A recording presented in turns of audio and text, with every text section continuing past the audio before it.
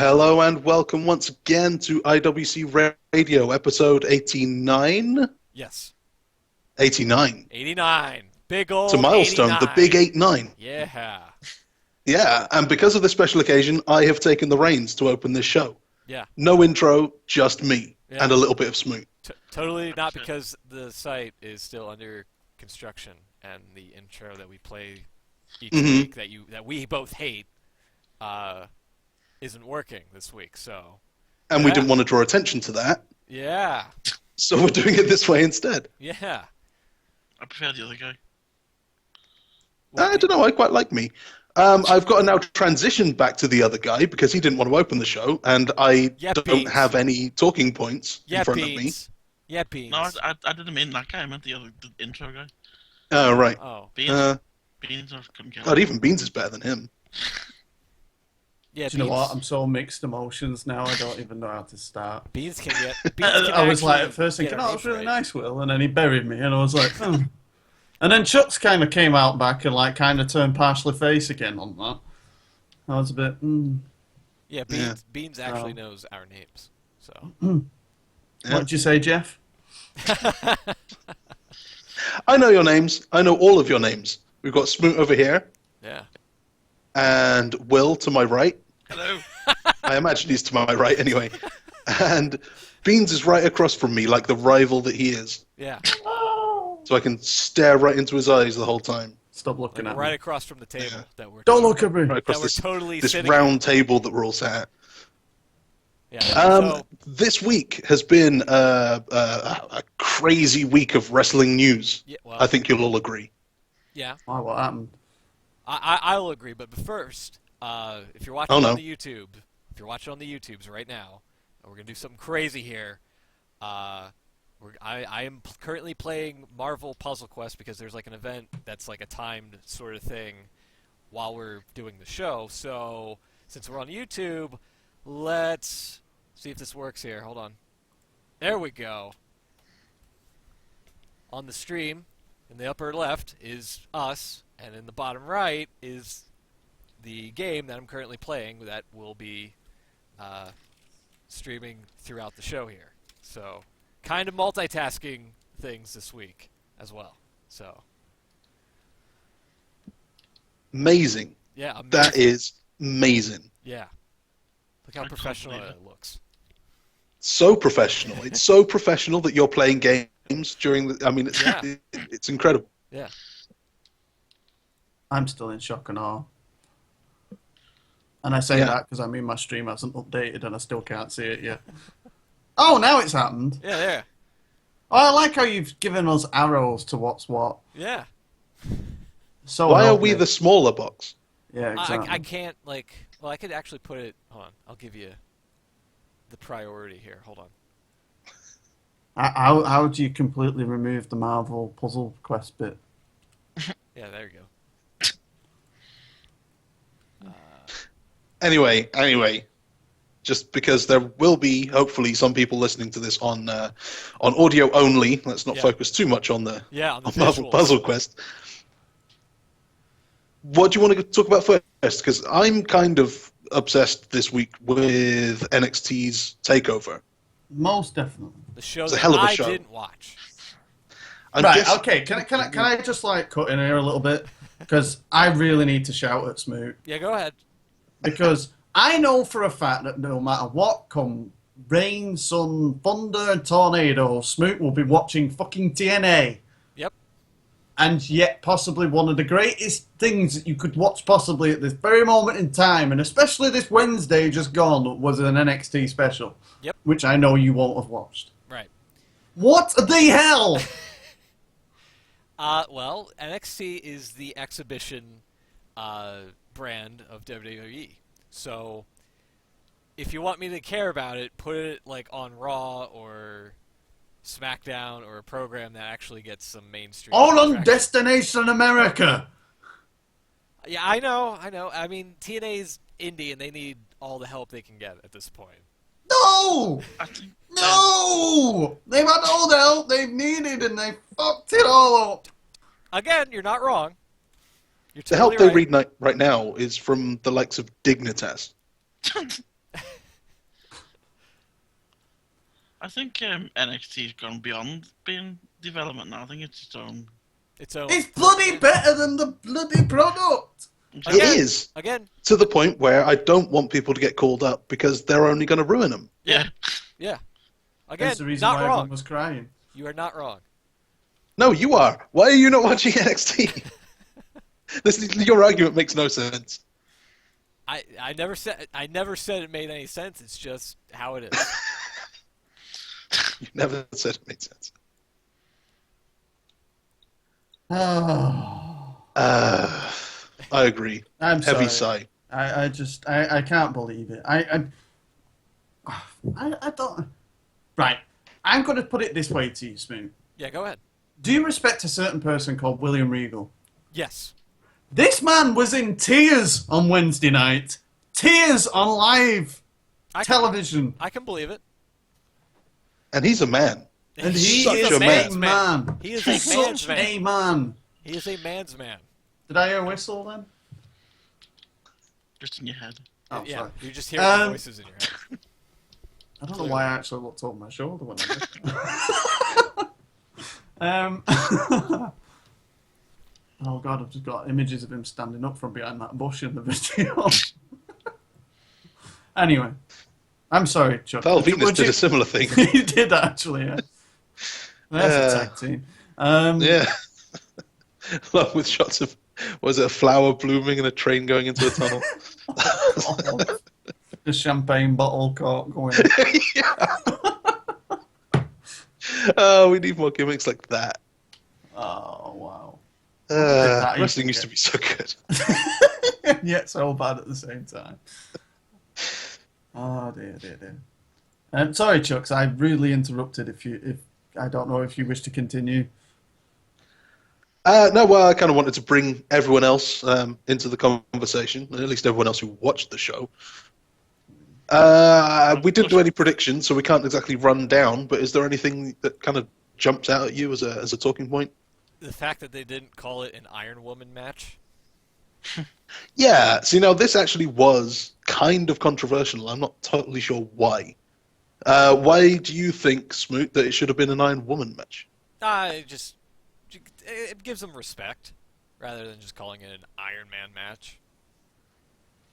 I think the feeling, and I've heard that it was Lita that had the final say, but also Bayley and Sasha themselves kind of had some input. They said they didn't want it to sound like a different thing. They wanted it to be the same match that the guys compete in. Oh, okay. They didn't want it to sound kind of like, when they changed the name of like a Lumberjill match. And Yeah. It just sounds weird. Can I just ask though, obviously it's based on Iron Man competitions. That's where the name obviously originated from, where they picked it. Is in Iron Man competitions, do they have female Iron Man competitions, and is it named the same, or is that called Iron Woman? I think the Iron Man triathlon is Iron Man. That's what I mean. So I'm wondering whether that was a factor as well, whether that's just what it is, if you know what I mean. Possibly. Yeah, I can I see what you mean. The other argument being that if you do call it Iron Woman, you're kind of showcasing the whole women's wrestling movement, I guess, as like a thing. You are showing it some kind of respect, but I don't want to point out the fact that they're women. I think it shows them more respect not to go that way. Just that's what the match is. It's an Iron Man match. But I guess there's two ways of looking at that one. Yeah. To be honest, I know it's an important thing from a lady's standpoint. Looking at making sure things are put out into the limelight in the right way and things like that. But me, just in general, general fan, I didn't particularly care just because it wasn't a focus of mine. But and not being a woman, I don't really know what I'm supposed to feel about it. Is that offensive to call it an Iron Man match? Is it offensive not to call it a woman? I don't know. I don't know what's better. I suppose the argument could be made that if it was the other way round and, it was genuinely called an Iron Woman contest everywhere else, would the men wrestle in an Iron Woman contest, I wouldn't want to win Miss World. Actually, yeah, I would. I'd feel like a princess. Smooth, right down the time you said that. I need that. 10 minutes into the show. Sweet.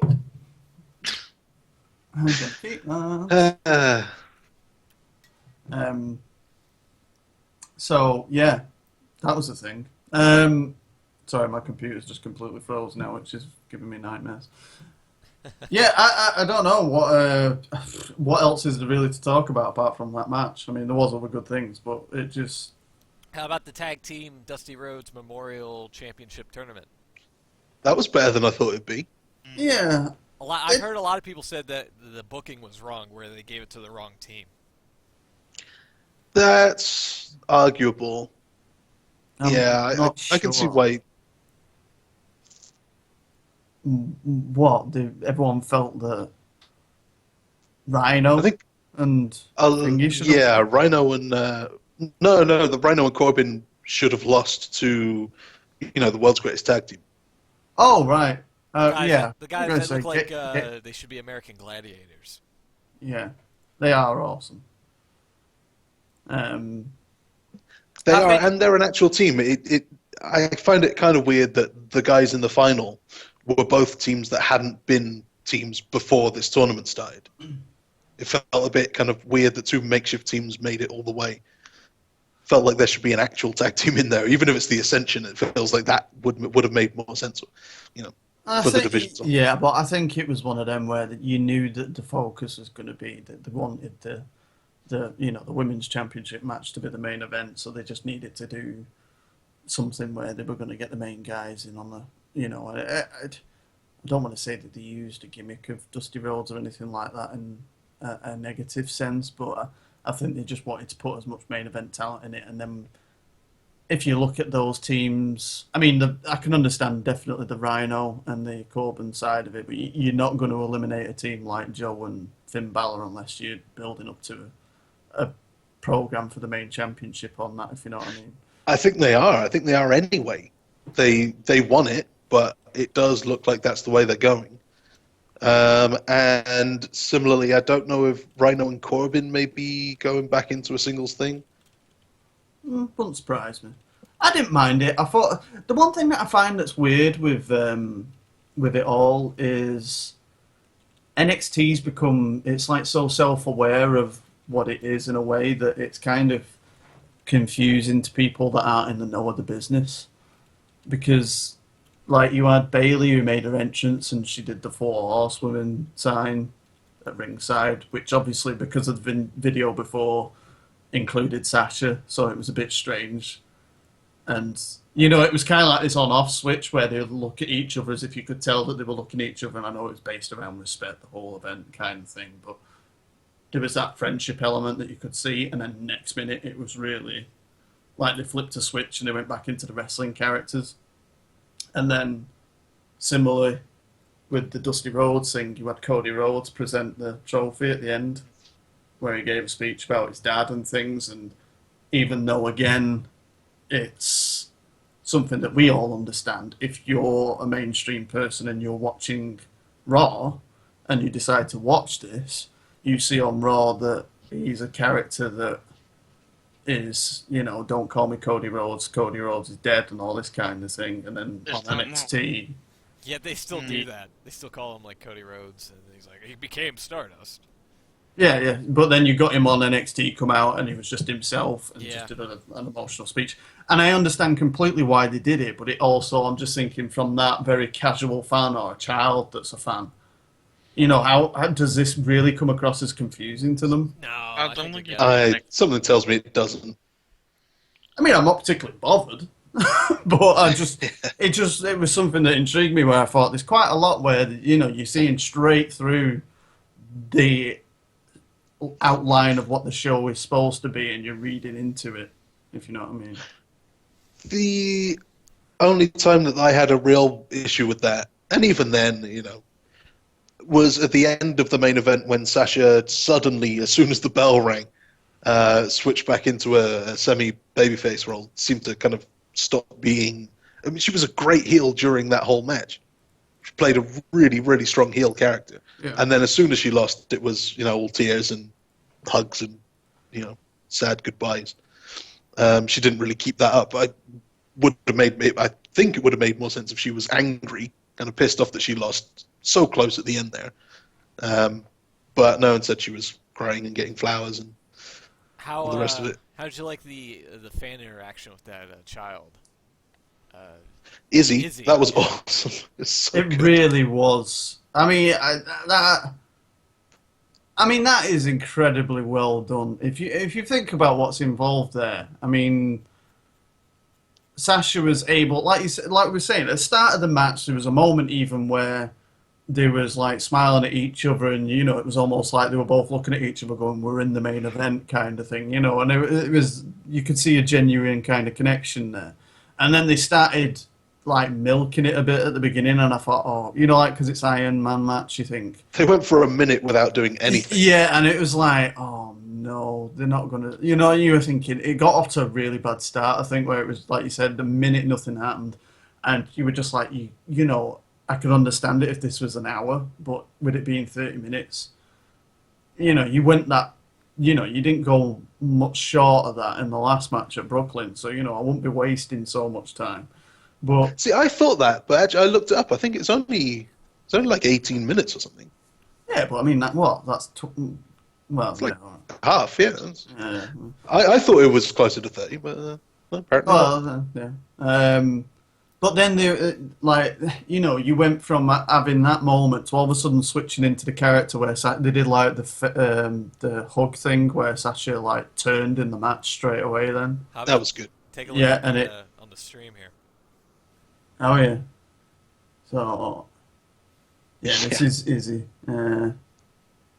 Thank you and respect to Sasha Banks. Yeah.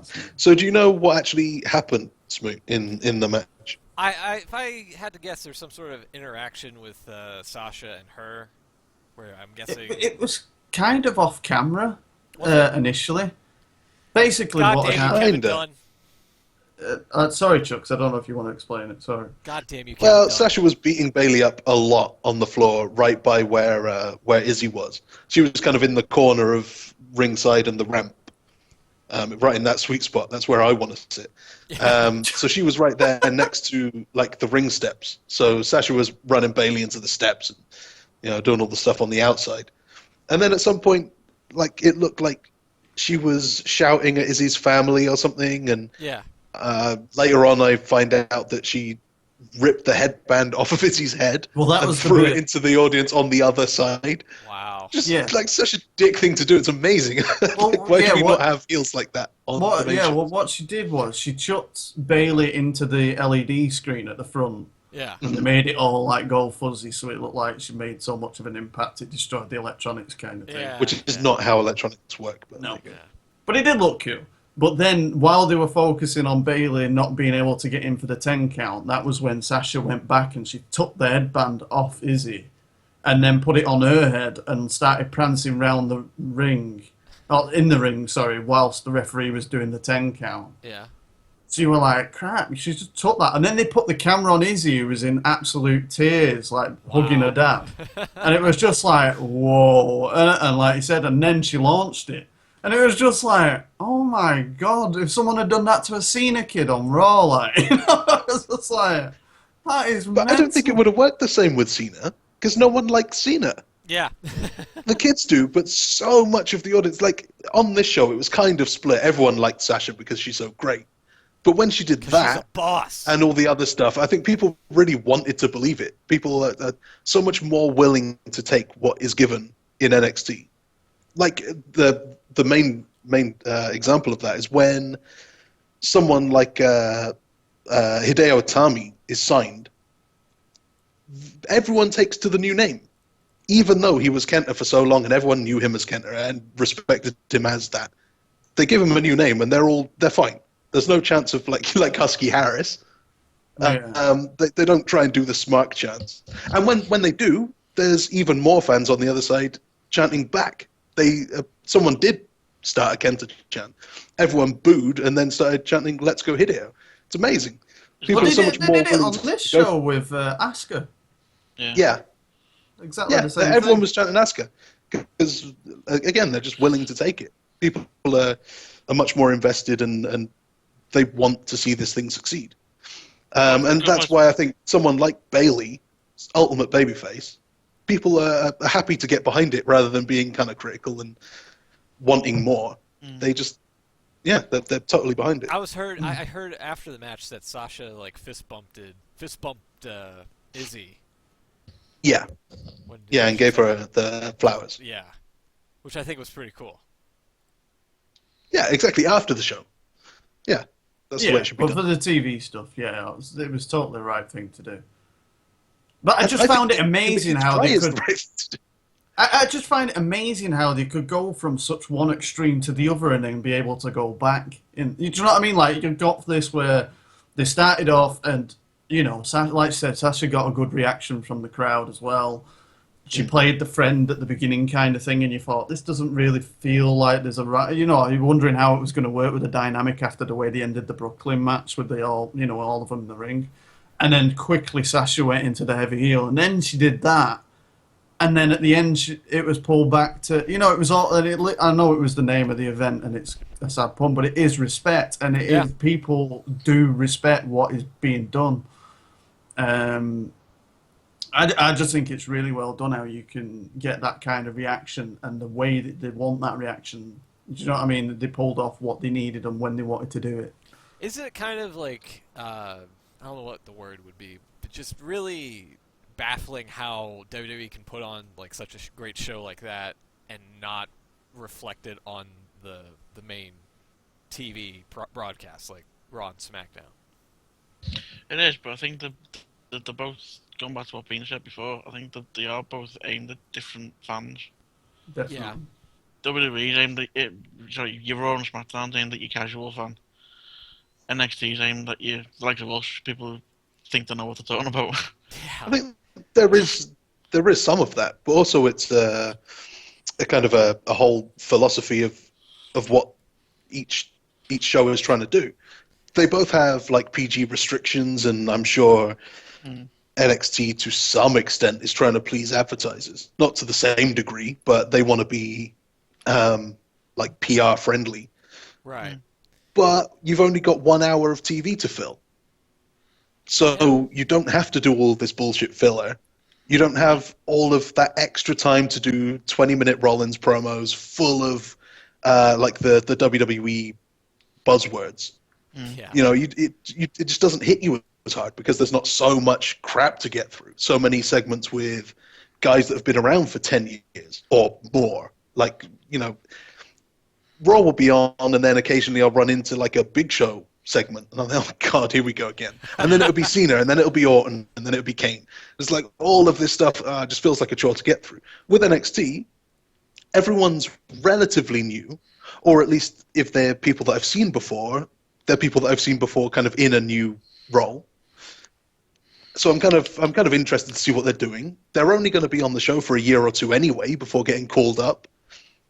And there's a lot less kind of crap filler to get through. Everyone's just got one segment, they do their thing, it moves on a storyline, and that's it. Not to mention, you also have to pay for the network as well. So it's a paying audience in some capacity. True, yeah. Yeah. Although I think of it as paying for the pay-per-views and you get NXT for free. Right. Yeah. Yeah. I think a lot of people see it like that. Yeah. I think, though, it's just... I think the reason why we're so down on the main product as well is the length of it and the amount of it.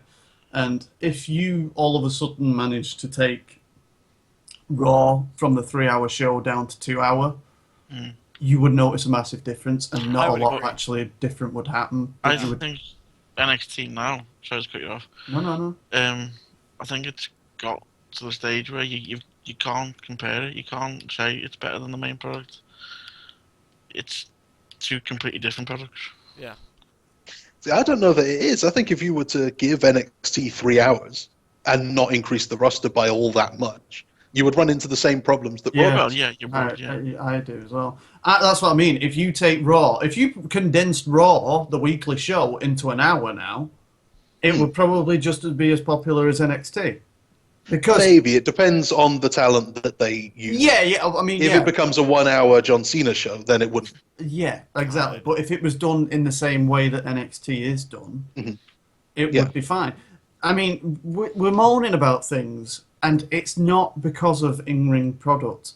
We're in an era where, yes, there's a restriction with PG, but as NXT has proven, you can do storylines that people will care about in that environment. That's not an issue. You don't have to have a PG-13 rating. It helps you. That's an argument that I maybe we should do that argument another day. Well, no, I can understand. In certain storylines, it would be beneficial, but it doesn't stop you from putting on good programming. As NXT's I mean, it's possible. proven. Of course, it's possible. Yeah. Well, NXT's doing it. It's yeah, still PG. NXT's doing it. Occasionally, you get on WWE as well. I mean, it can be done. I just think that the restrictions are restrictions. It means that a storyline that would be better with a bit of something can't be better because it doesn't have the thing. It means, you can do a great film like Frozen, PG, very successful and popular, but you can't do Die Hard. Die Hard was awesome too. Yeah. And I would say that Die Hard is a lot closer to what wrestling should be. Yeah, I get your point. Yeah, I understand what you're saying. But I think in that essence, you can still do a film that has a very similar plot to Die Hard in a slightly different setting. And although, yes, it will never have the same impact as something like that, you can still get the same enjoyment out of it. Speaking of, did you ever watch the TV edit of Die Hard 2, where he says, "What's it, yippee-ki-yay, Mr." Wow, Yeah, what's he say? Yeah, the do the lip dub thing. Yeah, see, that's worse. But that's because you can tell it's edited Mr. from what Falcon. it should be. Yippee-ki-yay, Mr. Falcon. That's what it is. But amazing, Mr. Falcon. I've had it with these monkey fighting snakes on this Monday to Friday plane. It's one of my favorites. I have had it with these monkey fighting snakes on this Monday to Friday plane. Everybody strap in. I'm about to open some freaking windows. That's a little bit different than the point I'm trying to make, but I understand what you're saying. But if you condensed Raw, but you also tried to move along the same storylines, but not focus on aging talent kind of thing, and you're looking towards the future, Raw would be just as good. If you look at the matches that take place on Raw, the in-ring product has never been better.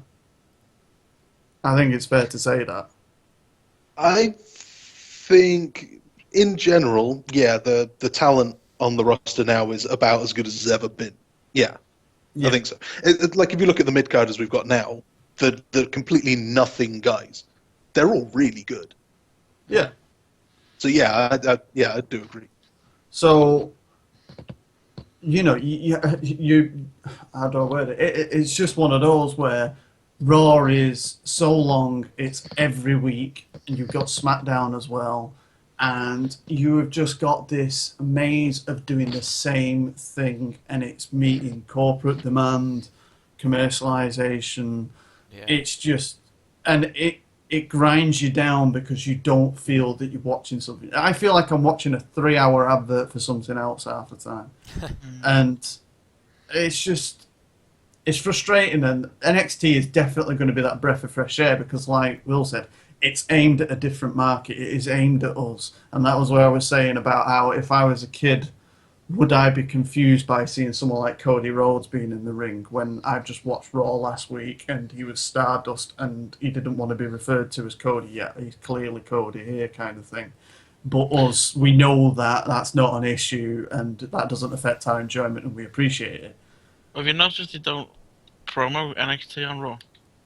No, they don't because it like you say... They say SmackDown's on, whatever, but they don't promo NXT. For that reason, I think. And Triple H even said it on that podcast anyway. It's a niche product. It's aimed at a certain time. And it's like the Attitude Era was aimed at that demographic. That's what NXT is aimed at. And it seems quite sad in some ways because if you think like the Attitude Era was aimed at our demographic, but it wasn't suitable for younger people. NXT is aimed at our demographic, but it is suitable for children. And when it should be getting publicised, it isn't. Yeah.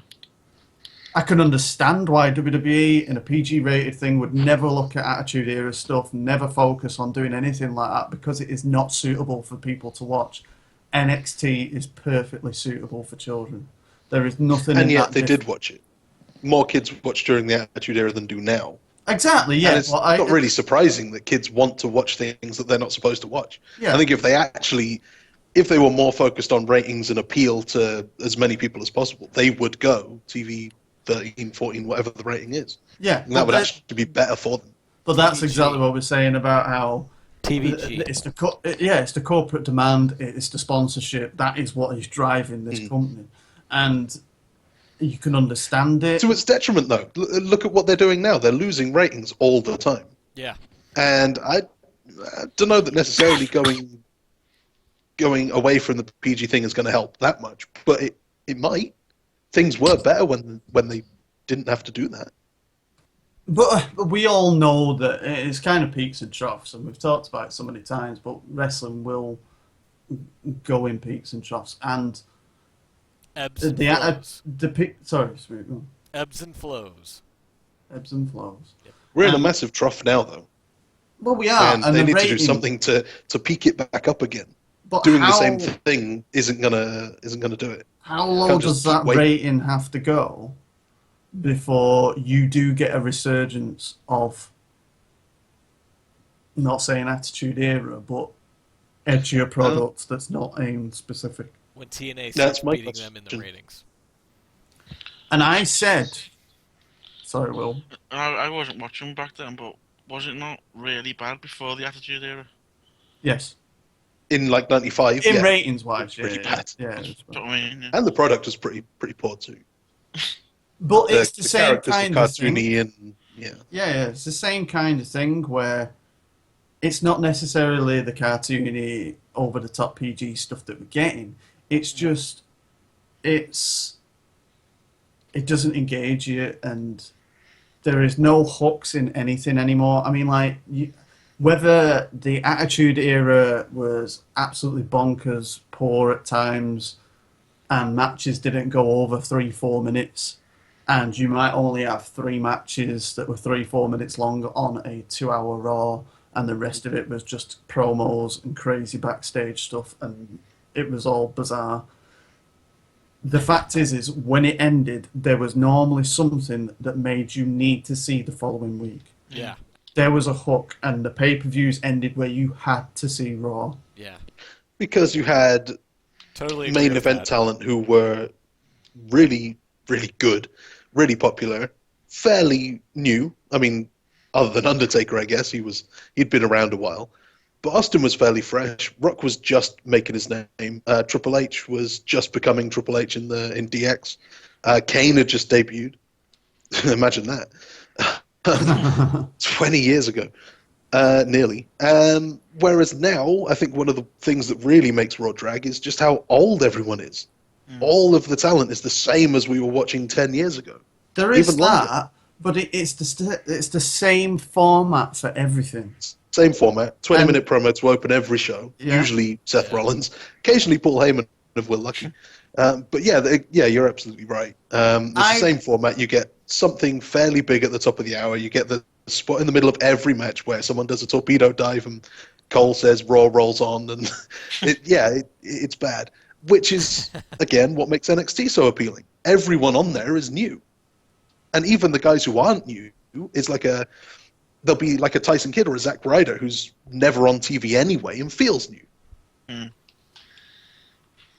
Speaking of new, did you want to talk about who WWE recently picked up and made their NXT debut, like last night?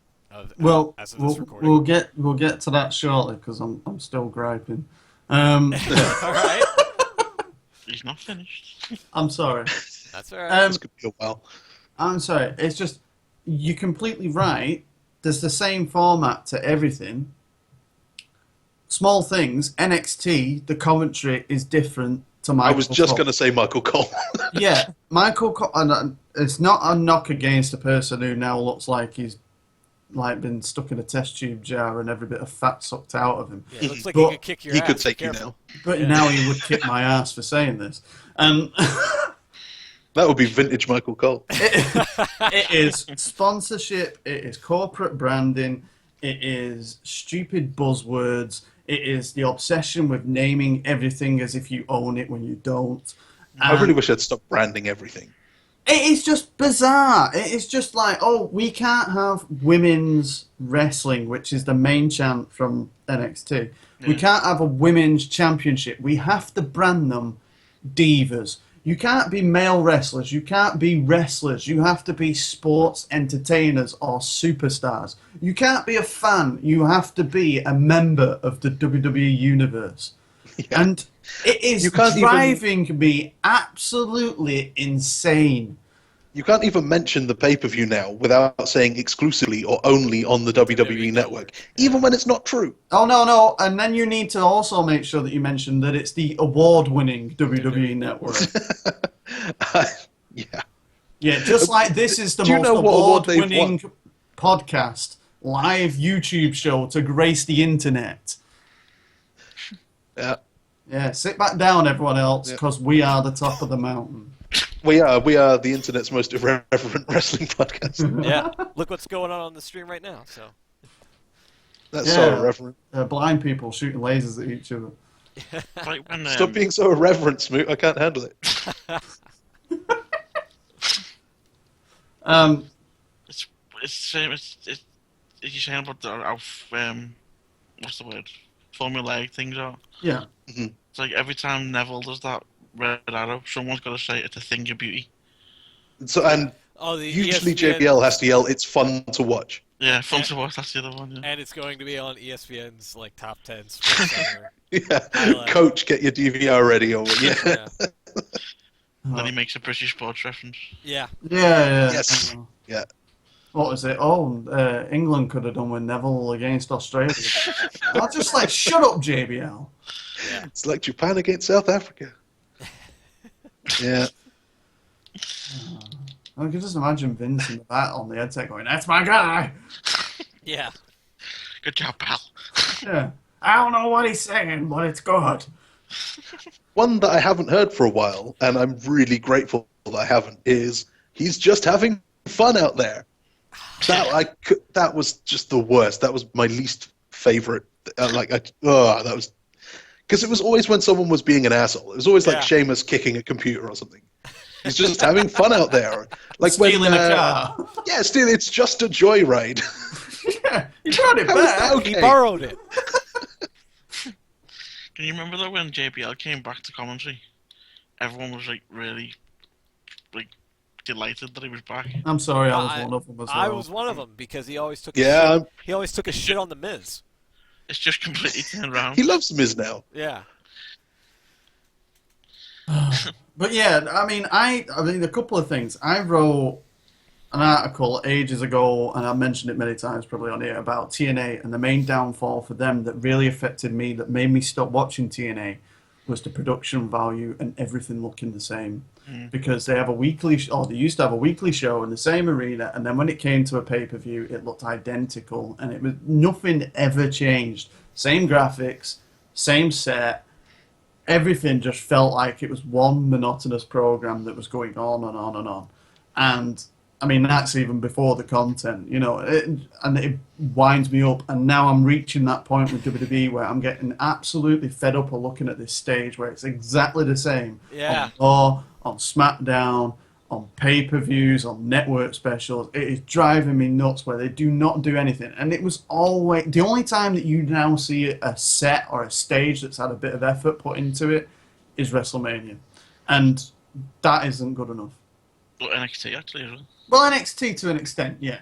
But And I know on the network specials everything's smaller and it's just quite, it's a basic. And I prefer that. I think it looks so much better when it's smaller. But I think that's the nostalgic side of us where we see that and it reminds us of how things might used to have been like when you saw the... Maybe, but we were just complaining about WWE's kind of overproduction, using the right terms and branding everything their way. I think somehow, like, kind of stripping away some of the production value makes it feel a bit more organic, even when it's not. I think sometimes, as JBL would say, the lights are on too bright. Sometimes you kind of just want to tone it down, make things look a little more like ECW. You can still have the HD cameras and everything well lit, but just, make it a bit smaller. The MSG special, a prime example of that. Yeah. Yeah. They did well with lighting in that, yeah. And another thing, I wrote it absolutely years ago, and it's something we've always spoke about. If you want change, if the company has reached this low point where they need to change something to bring ratings back up and they need to usher in a new era or whatever they want to call it, it needs to be Cena turning heel. That is the only... I know it is a sticking point with people, but that is the only thing where you are going to get Joe Bloggs off the street who may have seen the odd episode, and if you tell them, they may be interested in it. That is the only thing that is going to draw someone in to just check out to see what is happening. And that is exactly what happened with Hogan turning heel. And that is exactly what kickstarted things like the Attitude Era. I think it would help. That would be a big thing that you could do to get people interested, as long as you do it right. I mean, the Punk shoot was also something that got people interested again. But a couple of weeks later, it seemed like it wasn't really going anywhere, and so it all died off. You can't then have heel Cena lose to Triple H or whoever and just kind of go on like nothing had happened. Along with Hogan turning heel, a few years later, the second huge thing for WCW was Goldberg. They finally found one new guy that really took off. And I think that is the other thing that WWE could do. There's the heel turn for Cena, yeah, that's great. But really the most important thing is finding a new star and letting him become don't just choose a guy like Reigns. Don't choose a guy that you like the look of. Choose a guy that people like, push him and see what happens. I mean, the one guy that stands out that's ticking all those boxes, that, like you were saying before, that's new, is Apollo Crews. Maybe. I'm not saying that he is going to be that guy, but I'm just thinking, when you think of all the things that you want, he looks charismatic, he's got a great physique, he is agile as hell. I've not heard him on a microphone, but I've heard that he's supposed to be quite good with the crowd and stuff. So, that's something where you think, but like we said, this is the best, or this is one of the best sets of people that they've had on a roster. If you can't find someone in there that the crowd relates to or reacts to when you're popular, and if you take restrictions off people, it's all well and good wanting to brand things as divas and as universe and whatever else. If someone steps out of that boundary and says something, they shouldn't be shit on from a great height. Which is why I think the one guy recently who could have been that guy, other than Daniel Bryan, obviously, who then was shit on, was Dean Ambrose. Oof. Yeah. You remember, he was like ridiculously popular at one point. That reminds me. But he wasn't Roman Reigns, so that wasn't allowed. That's what I mean, and that's the corporate thing coming in again, and that is ultimately what's going to cost them. But I'm just hoping that WWE are smart enough to realise that when these ratings keep dropping, because believe me, they will, because there is not enough of, say, like us, should we blow trumpets up our own ass, dedicated fans who know what's going on, or feel like we know what's going on. I know what's going on. Chux knows everything. Yeah, because my boy Dave. Oh, God. He's just lost all his credibility. He went from the top echelons of NXT all the way down to a job at TNA. So, like Andrew Everest. Oh, don't get me started. Oh, we actually have a thing to go through, don't we? Oh, yeah. So, we have this situation where I've completely forgotten what I've said, and I've completely forgotten what I'm going to say because I've ranted that much that my brain's actually melted. I think that probably means it's a good time to move on. It probably is a good time to move on, and I can't believe the show's been going on for 45 minutes and we've argued about the same thing. The only thing I will say, and it'll be my final point from NXT, is this was a main event that, yes, it was a main event with women in it, and that's great. But the more impressive thing is when they announced the match, I wasn't particularly bothered because I knew that Sasha wasn't going to win. Mm-hmm. I went in to watch that this Wednesday knowing that Sasha wasn't going to win. Halfway, a quarter into the match, I didn't care anymore.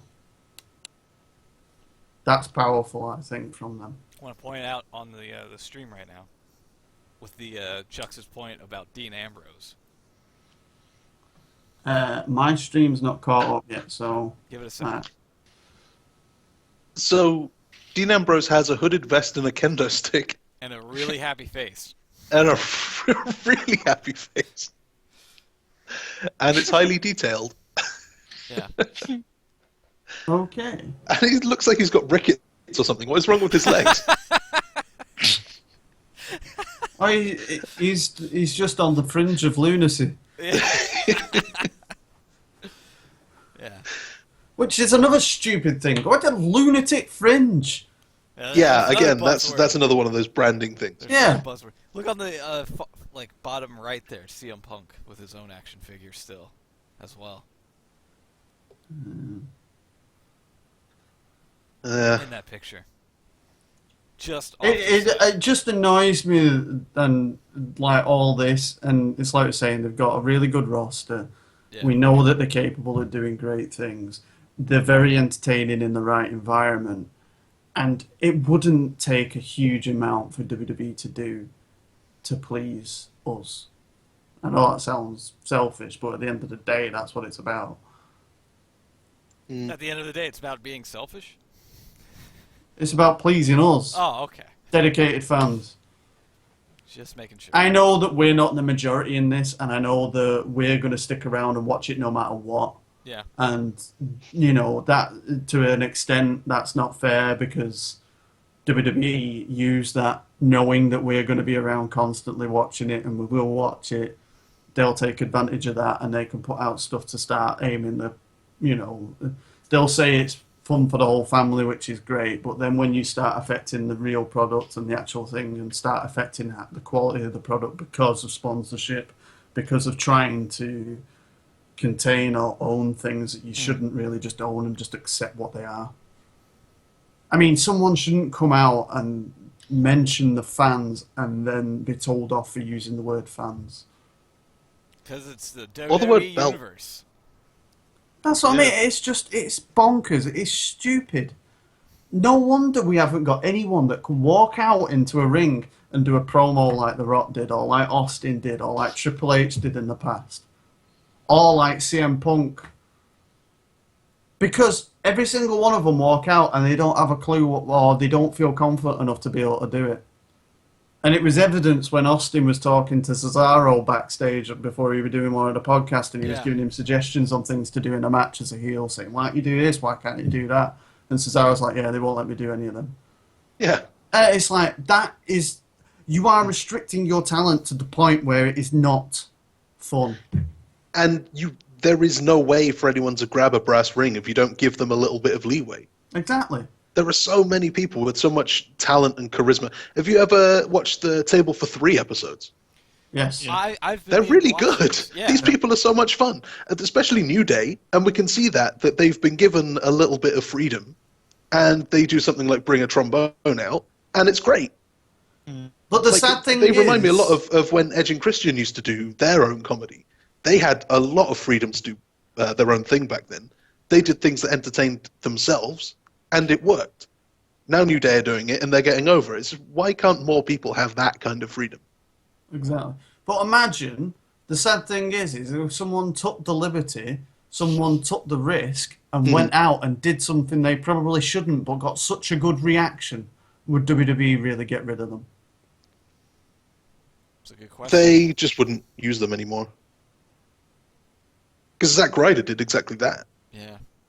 Yeah, but Zack, to be fair, Zack Ryder was given an opportunity and he sucked.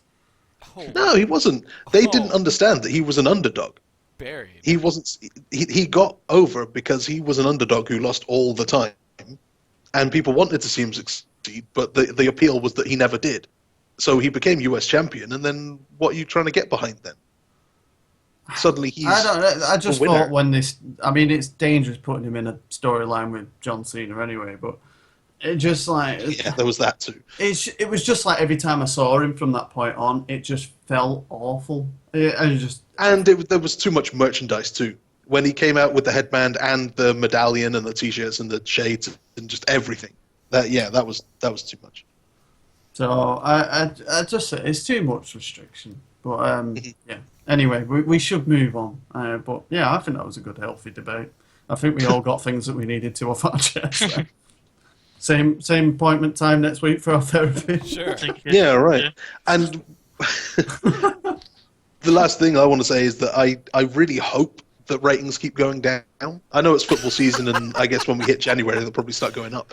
But I want something to be like a wake-up call. Because they'll keep coming up with excuses as to why Cena's the right guy and why Reigns is the right guy and why everything they're doing is right. Until, like, something has to wake them up. And I think that, like, hitting a 2.0 or whatever it is might be the only thing that actually gets through to them. I like that. Yeah. I really hope the ratings keep going down. I do. No, it makes no difference to me. Like, I don't care if the stock drops or you know, I've got no investment in the company. I just want them to see that what they're doing isn't fun and people don't like it. I get what you're saying, though. Yeah. Yeah, I can understand Smoot's reaction when it doesn't exactly come across right in some ways, but yeah, it is. You want something to trigger that reaction where they feel that they need to wake up, basically. Need to do something, yeah. And obviously, chants don't work. Fans go there and they say what they want. Fans say what they want all the time on social media, but it doesn't get listened to, or it gets cherry-picked and they show what they want to show. Our fans chant something and then they're called for not being appreciative of what's going on. Yeah. Yeah, that too. Which I understand in some context to that. It's a little bit unfair. I.e. CM Punk. Yeah. Like, people didn't like Cena, they started booing him, and then we get all these excuses like, no, boos are actually a good thing. You know, cheers are good and boos are good. It's apathy that you don't like. At least a reaction is a reaction. Or it's the cool thing to do. Or people paid to buy tickets to boo him.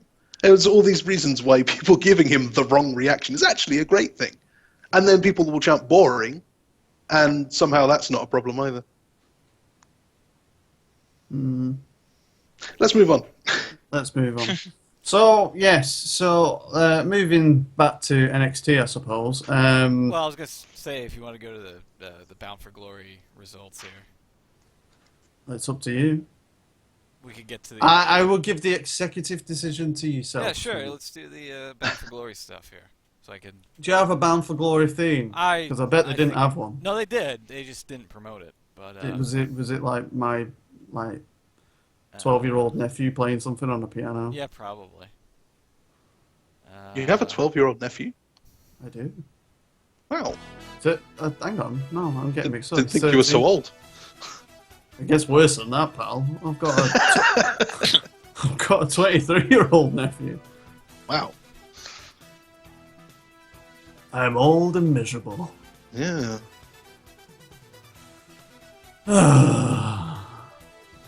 This wasn't the... This is not the Bound for Glory theme. No, it's the paper... And if it was, we demand royalties. It's the paper... One of the review. Yeah. Oh, wow. Okay, so I've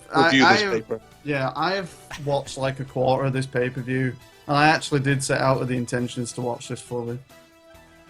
Yeah, I had some viewing difficulties on the first two matches, but from after that part, it was smooth sailing. And it shouldn't have been. It should have cut off and just said, no, you're not watching this because you need to watch NXT on Wednesday. I almost was like, fuck this. But, no, I persevered, so. TNA does not deserve your effort. It really doesn't. I'm starting to wonder where. I'm Coming really from the guy starting to who wonder whether just said that Snoop's he got hopes some the kind of WWE stakes in ratings go this down. company. Are you Are you the new majority shareholder? No, I'm not a shareholder. Are you the consortium? Also, isn't it a little weird that Stephanie McMahon kind of sold like, what was it, like $2 million worth of stocks recently? Yeah. To Ric Flair. It was a little while ago, wasn't it? Around the time, was it just before or just after the network launched? I don't know, somewhere around there, I guess. I think she sold them at a time that she really shouldn't, or if she had waited like a couple of months, the shares would have been way up, and if she'd sold them then, it would have looked really dodgy. I think she did it at a time where it was relatively low. Yeah. I seem to remember it being somewhere around when it shares from Steph? That sounds like a guilty man. I think they were just checking to see if you're still awake. Did you buy any shares off Stephanie McMahon? No, I don't. No. I don't deal with I'm out of stock ideas. market. I have no idea how it works. See, I really wanted to buy shares around the time the network launched, because I figured it would go up. I didn't really know why or how it works or how much they would go up or anything, but I figured, yeah, this has to be a good thing for the stock price. How do I buy stocks? Yeah. But I'm gonna say, hasn't the stock gone up in the last couple of days again? Maybe. It went down quite a lot.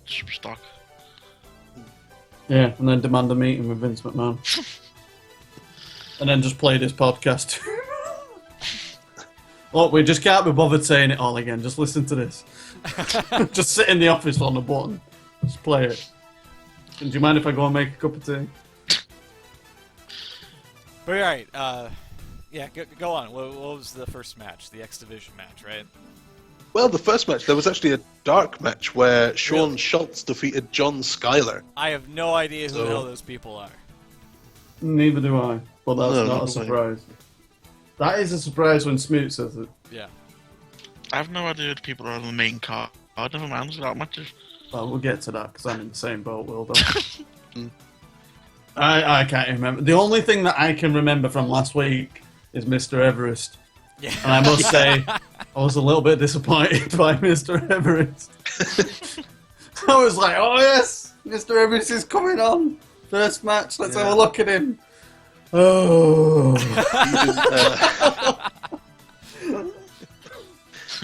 He didn't ascend the dizzying heights of... Fell off the peak. He fell off the mountain, yeah, exactly. He's not king of the mountain. No, he needed Alp to... No. Let's just get this over He tried to climb the top, but I think he got a bit of frostbite. Or Summit. So... Can we just get this over with? Yeah, I think we've hit a plateau. Oh my god. Jesus. Okay, so 4-way X Division match. Tigre Ono, Manic, DJZ, and Andrew Everett. The winner was... Tigre Uno. No, I was leaving a cliffhanger. Oh my god. If I could just done out of wood. Oh, just slam a door. God. It was Tigre Ono, though. Yeah. You're right. Yeah. I'm right. Yeah. And now you have to help me out a little bit here, right? Yeah. Because I was half asleep when I tried to watch this. Now... That usually helps with TNA. So this didn't pique It your did, interest? because I sort of... Oh my god. Now, tell me whether this happened or not, because I don't know if I dreamt it or whether it actually happened. I'll try to help you out here, because again... Did the Hurricane come out? Yes. Yes. Did he just stand in the ring with him and then walk out? He stood in the ring and he like raised his arm. Oh, I didn't see that bit. I just remember him coming into the ring, him standing there looking at him, and I must have like started to drift, and then next minute I just saw him walking out of the ring, and I thought, did he just literally walk into the ring, look at him, and then walk right out? And I thought, what is going on? Like, I was completely confused by it. A little bit of advice, Beans. If you think something's happened in TNA, it likely has. Yeah. No, it hasn't. Seriously. The things that I thought that happened in TNA hasn't. Yeah. But yeah, he I've got so many creative ideas bouncing around my head. He came out and it was like... He raised the arm of Tigre Uno, and then, yeah, they just left. Great. Was it even explained who he was, or why he was there? Yeah, it was explained. Okay. So. Segment reached new heights. What was next? Oh, Mr. You don't want to mention how much taller Helms is than Tiger. We can put that on the stream here. Hold on. I've seen a picture. What the hell happened to him? I try to finagle it. Don't he look kind of like... He looks kind of like Tyrus. A little bit, yeah. I'm just going to say it looks like... Brodus Clay, yeah. Bloody hell. My that doesn't want to work. There we go. Have you put it on the stream? Yep. Sorry, my give it a few seconds. Give it a few seconds. It'll come up. Alright, I have to give it a few seconds for it to change tabs because it's just trying to kill me at the moment. That's Chrome for you. There you go. This is Internet Explorer. Oh, great. No, I've still got the. That's IWC. A great expression on Tigre Uno's face there.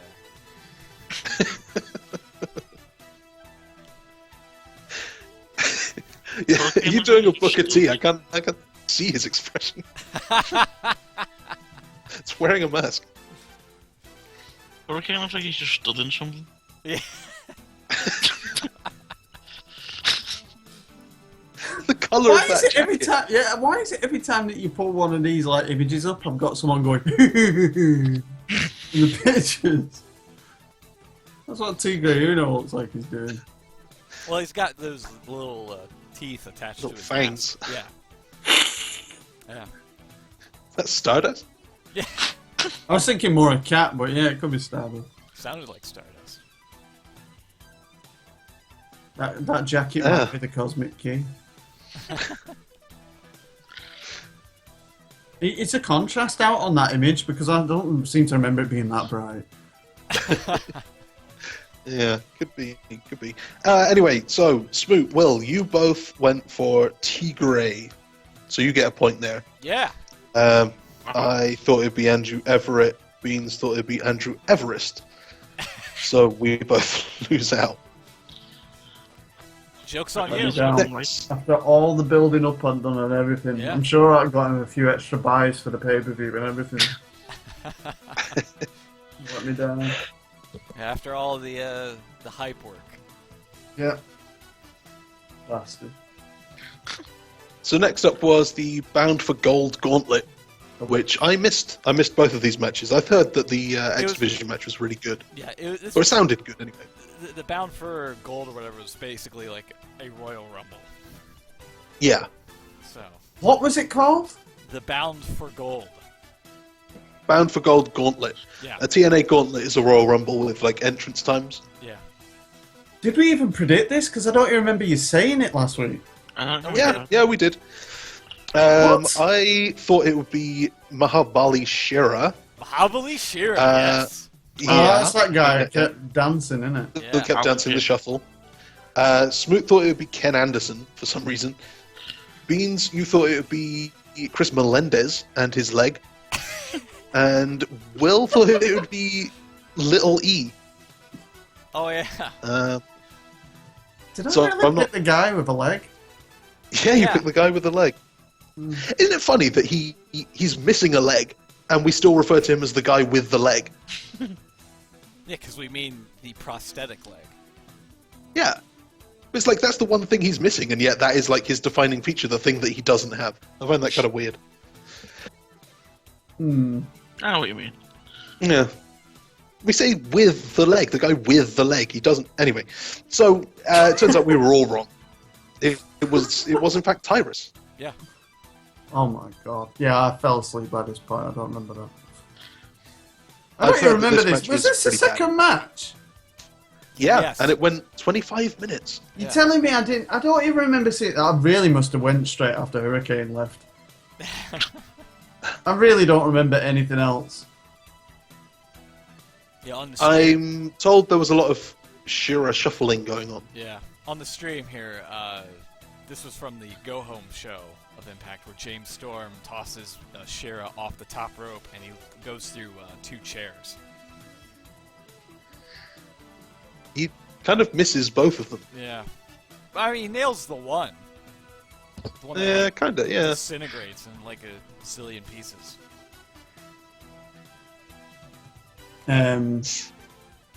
Yeah. I'm not too keen on his reaction.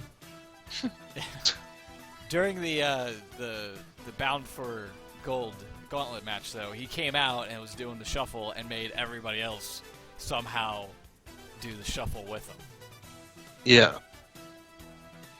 Which, this really isn't a thing, is it?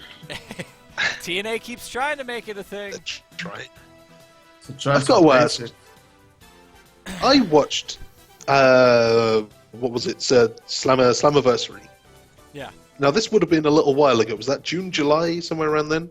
That sounds about right, yeah. Yeah. And I saw a match between Storm and Magnus where both guys left the company. Yes. You've just shown me a GIF of the Go Home show Yes. that features James Storm. Yes. What's up with that? What's up with that? I mean, that's what happens when you tape a bunch of shows in advance. So they didn't explain it at Just all? They randomly show a match. It was no DQ. Yeah, but the guy shouldn't be there. That's not the issue. Yeah, that's not an answer.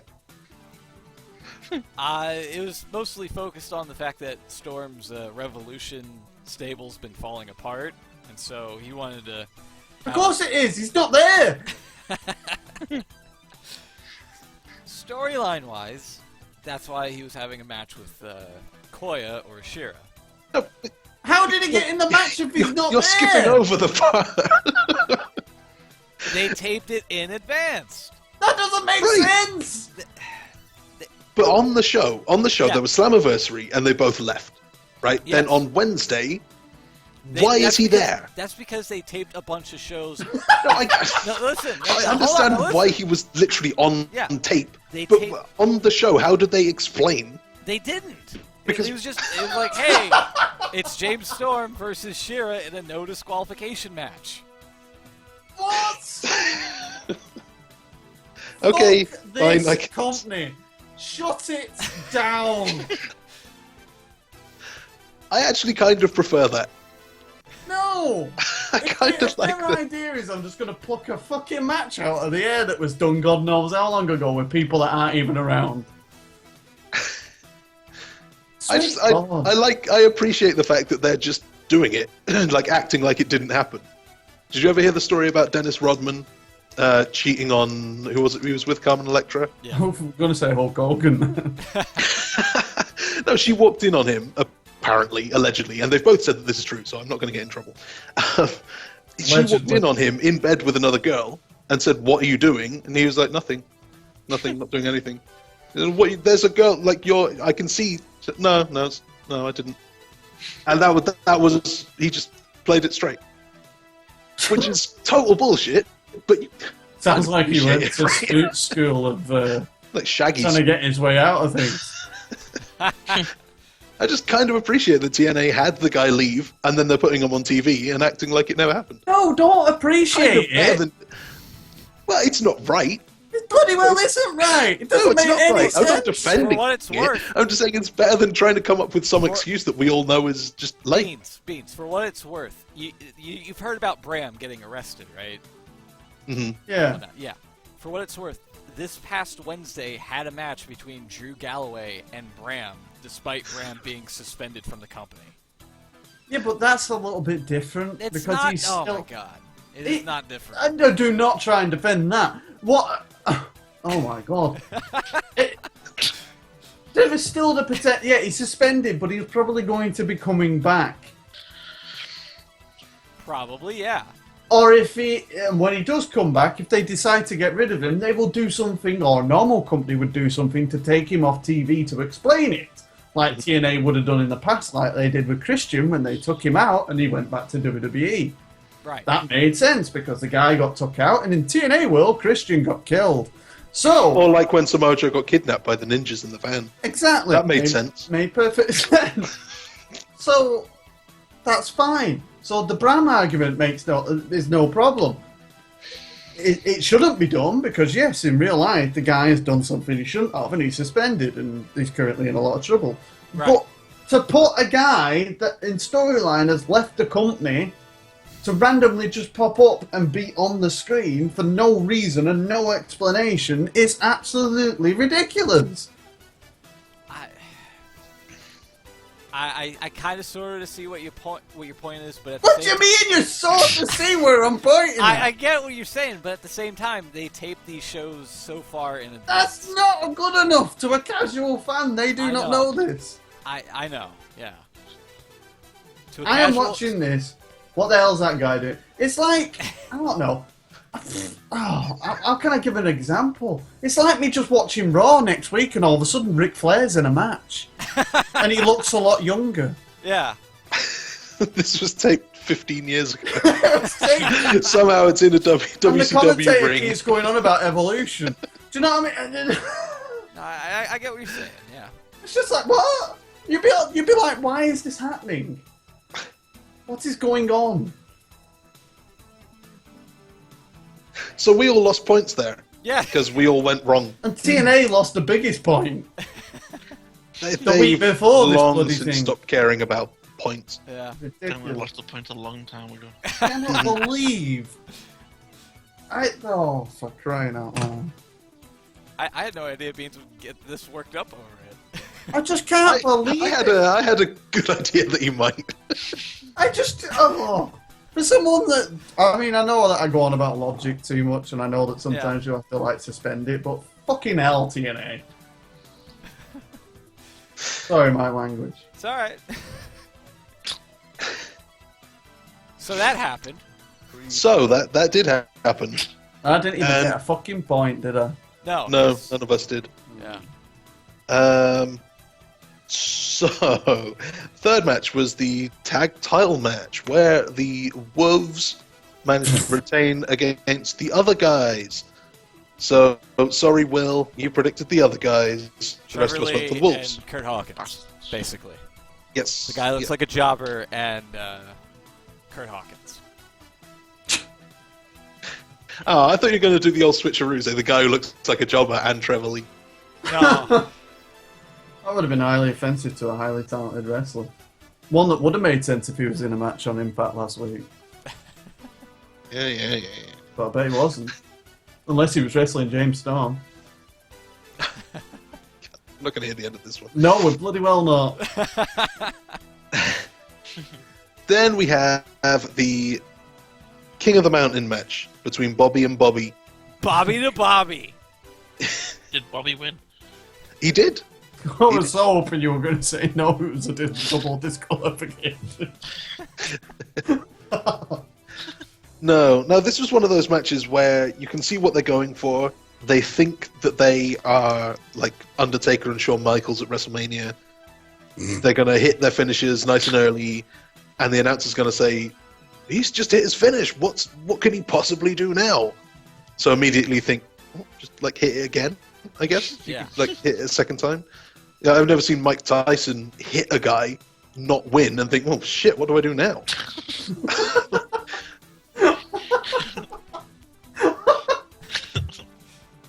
My actual reaction to that, what does he do now is, well, now is probably the time where they hit each other's finishing moves, which is exactly what happened. So it was one of those matches that you've seen 1,000 times before and would have been really good with some like crowd involvement.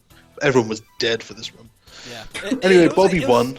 It was a good match, but like the crowd just couldn't give like two shits about it. Yeah, exactly. Which is unfortunate because it was for the King of the Mountain title that wasn't a King of the Mountain match. Look, just try. Can we? That's really just good. Just stop trying to wind me up and get on with it. Will, you and I both predicted that Bobby Lashley would win this one, or as I've written down, Lashy. That wasn't right. Bobby Roode won. No, damn Bobby right he won. Roode. Yeah, because you don't screw with Bobby Roode. That's right. Or Andy Wu. Yes. So, did who? Bobby Davro. Bobby Davro. No. Oh, sweet lord, I forgot he was in that match. I wish I'd stayed awake now. No, none of the Bobbies we mentioned last week were involved, other than the two that were. Damn shame. It was a damn shame. Why, sorry, I don't mean to interrupt. Snoop, why have you put on the feed that this is the one where Beans freaks out about TNA? Because that's sort of true. That's pretty much what you've done. You keep telling me that, so that sounds like an accurate description that I could put in every episode. I wouldn't say freaks out. That's the joke. Freaks out. I mean, I'm still sat down. I've not tipped tables over and stuff. Not yet. We're only halfway Not through yet. the car. Not yet, because that kind of ties in with the what happened in the main event. But yeah. Okay. I like the phrasing of that as well. It makes me feel like I'm on a Friends episode.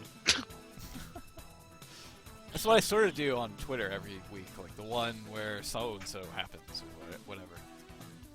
Yeah. Yeah. There we go. Could I be any more losing this prediction contest? Yeah. Yeah. Yeah.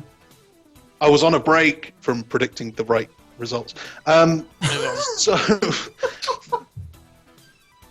we have other matches now, including one where Kurt Angle defeated Eric Young by submission in a no DQ match,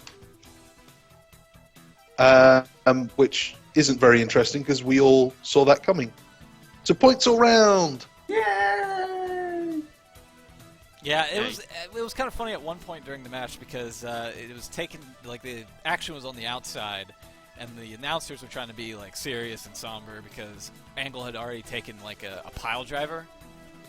And, For God's sake, yeah. why is Angle taking a pile driver? Because of that reaction. Yeah. Sweet. Yeah, but I'm not watching it going, ooh, I'm just saying, what the hell are you doing? Yeah, I'm pretty sure that's what they wanted you to do. Yeah. I'm going to have to start switching my webcam on instead of fucking shouting just so you can see my facial expressions because I'm getting fed up and shouting. But, yeah. The action spilled on the outside after Angle took a pile driver. And at one point, there was a guy in the crowd dressed as Captain America, and he was trying to get Eric Young to use his shield as a weapon. I saw the shield in the crowd Yeah. at the start, and I thought, what the hell has someone got a Captain America shield? And then the second thought was, I wonder if they're going to throw it like a frisbee. I was wondering whether it might sever any of the cables on the Ultimate X match, but, That would be one way to win. Or kill someone. Yeah. Sorry. Yeah, so that happened, and Angle somehow won. And for somebody who just had, like, a tumor removed from his neck, he shouldn't be taking a pile driver. I look like a safe pile driver. Eric Young's pretty good. They all look like safe pile drivers to get dropped on your head. Yeah. I'm with Beans on that one. Right, okay. God. But, there's a difference between taking a pile driver from, me Safe and taking a pile driver from Kane. Safe and unsafe? Exactly. I'm probably not going to protect you. I mean, I'll try, but I wouldn't trust me. But Eric Young, I don't think has ever actually injured anyone. He's a proven safe worker. If I was going to trust my broken neck to anyone, it would be... Well, it wouldn't be Eric Young. It would probably be Kane, actually. But Eric Young, he's good too. Okay. I get the point, but I was getting the point that really any pile driver is never safe. It's a dangerous move to do, and you know. Kurt Angle shouldn't be taking any of them this stage in his career. Yeah. Oh, he's a grown-ass man, and he can take pile drivers if he wants to. Shit like that is stopping him getting in WWE. Yeah, that is true. No, it's not. Stuff like his No, right, okay. So, the main event was... Wait, hang on, are we on the main event? Is that it? Yeah, that was it. Kurt won, and gave us all the points. Yeah, sorry. So close. Finished line is insane. Matt Hardy finally won a world title, if you don't count ECW. Believe me, we don't. And somehow you do count TNA. Believe Strange, me, we isn't it? People are weird. But he finally won a world title, thanks to Jeff, who didn't screw him like many people suspected he might. He beat Ethan Carter, who is the current champion, and Drew Galloway, which is bad news for me, Smoot, and Beans, but pretty good for you, Will. You went for Hardy. I can't believe you picked Matt Hardy. I've actually skipped a match. So I thought that was a bit short. It's only a little bit short. So for the second time this week, the knockouts are gonna main event. Gail Kim managed to beat Awesome Kong in a with nothing. with Robert Irvine trying to get himself into the match. Is that Gail Kim's husband? Yes. Who looked incredibly thrilled to be sitting ringside watching the show. Why did he get involved? On the stream here, by the way, this is the Shield that we were talking about. It wasn't Ambrose, Reigns, and Rollins. No, the Captain America Shield. Who the hell is that? Yeah. That looks like Chris Jericho. It kind of does, actually. Who is it? It's Eric Young. Gail Kim's husband is huge. Yeah. And couldn't give two shits about the match itself. No, that's true. And he was having a little argument with referee, Hall of Famer, Earl Hebner, who, Smoot, you might remember, isn't he Gail Kim's sister's dad? I have no idea. That's pretty far-fetched. What? No, I mean it was a TNA. Gail Kim's sister's for a little while, dad? Yeah. For about a month or so, Gail Kim had a sister. That means that he is Gail Kim's stepdad. Yeah, and therefore, Robert Irvine's stepfather-in-law. That's crazy if that's true. Hang on, so what the hell does that make Brian Hebner? Brother-in-law or something like that. Sweet Lord. Yeah, by the way, there's that kind of responsibility. There's the shot of Robert Irvine not caring about the match. Wow. Yeah, he really doesn't care. I'm not sure how to describe that. If you're seeing it on the YouTube feed, it's self-explanatory. Which, to be fair, that's how I felt about the main event, with Matt Hardy winning over EC3. Why did Matt Hardy win, and how did Jeff help? Oh god, can I even remember this? Alright, let me see if I can, Oh my god. Let me see if I can remember this. It was Jeff Hardy as the ref. At some point, EC3 tries to get himself disqualified in a triple threat match, which has no disqualifications by default. He tries to get himself disqualified. He low blows either Matt Hardy or Galloway. Jeff Hardy's like, whatever, I'll hit you with the Twist of Fate. Matt hits him with the Twist of Fate, and then he hits Galloway with the Twist of Fate, pins Galloway, and becomes champion. I think there was like a padded share. Jeff attacked the competitors and then Matt won. Yeah, because EC3 kept getting into his grill. and he had enough. So. How did the fans react to Matt Hardy winning? It was in North Carolina, so they were like, "Yay!" Just like that. Yeah, just like that. They were okay with it. Right. Okay. So that's terrible. And then Matt Hardy brought his kid into the ring to celebrate with him, who wasn't having any of it. See if I can pull this up. Wasn't having any of it. Yeah, he. So I've just looked it up, and Earl Hebner's legit daughter played Gail Kim's sister, Katie Kim, as like a little cameo. Oh, so they're not related. Okay. No, but storyline sister is actually, Brian Hebner's sister. So, kayfabe-wise, Irvine was arguing with his father-in-law. Yeah. That's far too logical, yet again. And he's still waiting for that blow and chase even from Madison Rain. they didn't realize it. Yeah, and he's still waiting for that blow chase from Madison Rain. Didn't he get that? I don't think he did. Are we They were really together talking? for so long. What? What are we saying?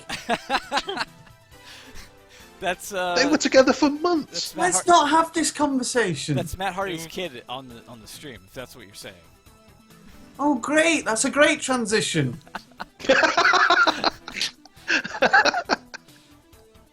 Who was together with who? Sorry. Madison Rain was with Earl Hebner for a while. Yeah. She had a thing for the older man. Yeah. Really? She did. I'm pretty sure she did 2 separate storylines. Yeah, and Earl where Hebner, she flirted with referees. Oh, we're talking storyline, not actually real. Yeah, but Earl Hebner on Twitter. Well, I mean, I don't know. Earl Hebner on Twitter sent out a tweet saying, "I'm ready for that blow, Jay, when you're ready to give it to me." Look, stop talking about it. What the hell? Now I'm gonna have to find that tweet. Yeah, Please, you are. no. Oh my god. But yeah, Has the thing. Matt Hardy's kid got like a comb over? Yeah, I don't know. Kinda. I can't tell from the image. So many things happening at once here. Yeah, have you noticed? Yeah. He's trying to get you Trying distracted to from get- what you're about to do. Trying to get everything going here. Let's not. Here we go.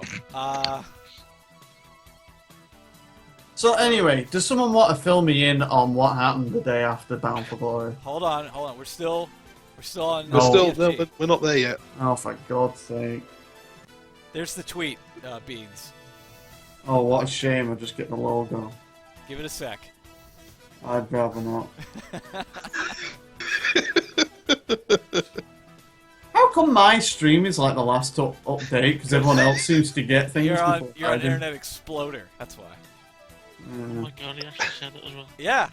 He later deleted it, but yeah, he actually tweeted that out. When you're ready to give it to me. Yeah. Might take a few years, but Yeah. whenever you're ready.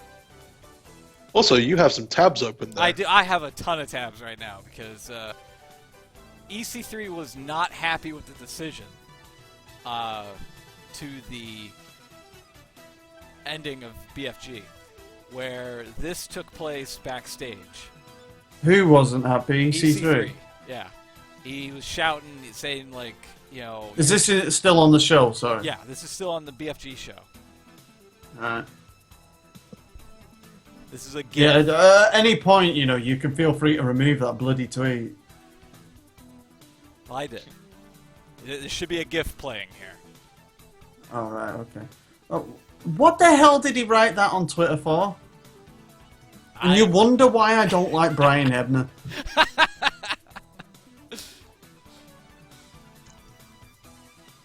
But yeah. EC3 threw a tirade backstage, and he shoves John Gaburik over a table. Hilariously here. So what was he actually annoyed about? Lost his time. Losing the belt. He Yeah, lost. because it was a triple threat match. Okay. And Dixie on the Go Home show put him and Tyrus against Galloway and Matt Hardy in a tag match where if Galloway and Hardy won, Hardy would be inserted into the main event. Okay. Wow, that table didn't give, did it? No, he went ass over tea kettle over it.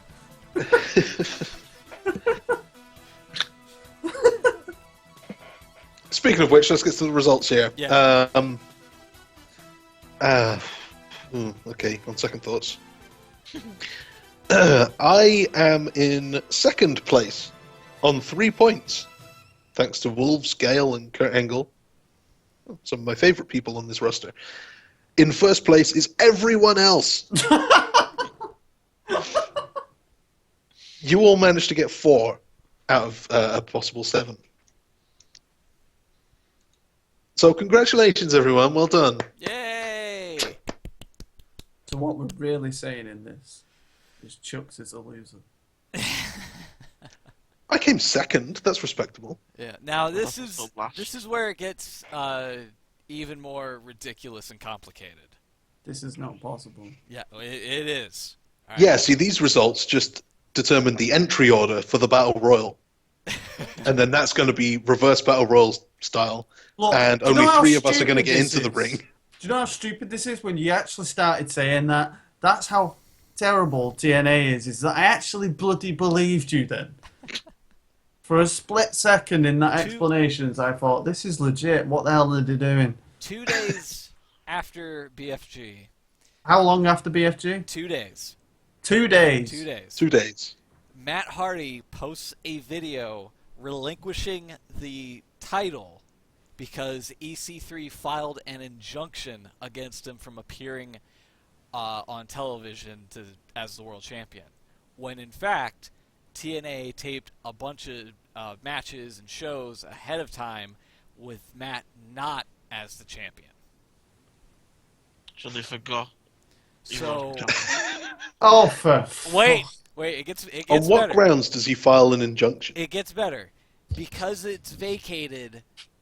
Because he vacated the title the day after on Wednesday. Both Dixie Carter and Billy Corgan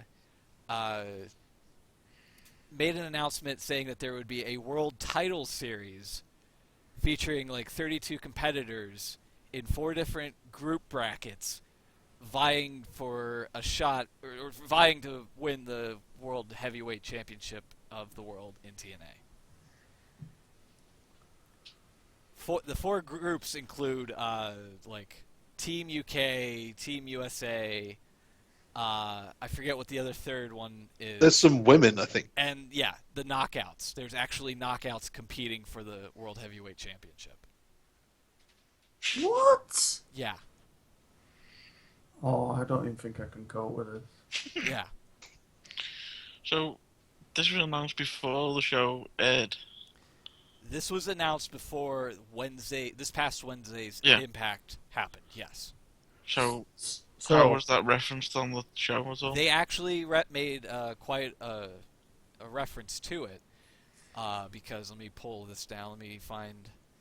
I'm assuming the tape show had EC3 as a champion? The tape show, I don't know. I think the tape show just had, like, matches... I think what would happen was people were assuming the matches that were taped were for like a one-night-only sort of thing and not for like whatever this world title series is. Do they just like randomly just pick matches from any time that they've got on a library and just go, we'll put this on? Well, that's how... I mean, for God's sake! There are 4 that's how little Galloway... kind of groups where every guy wrestles every other guy. So there must be... I don't know if that's just a massive coincidence or if they thought kind of somewhat about it. No, basically, they've gone into the biggest show of the year and they've already taped beforehand. Again, doing this again, they have already taped a shitload of shows for after Bound for Glory, their biggest event of the year, and they have taped matches where none of them have thought, who's going to be the champion after Bound for Glory, because we need to make sure that this is right for the tapings. That sounds about right. That's the first thing that comes into my head! Well... If I was doing it, that's the first thing I'd be thinking of. To further complicate things here, as I pull this up. Sweet Lord. This is the shot from Impact this past Wednesday where they now have...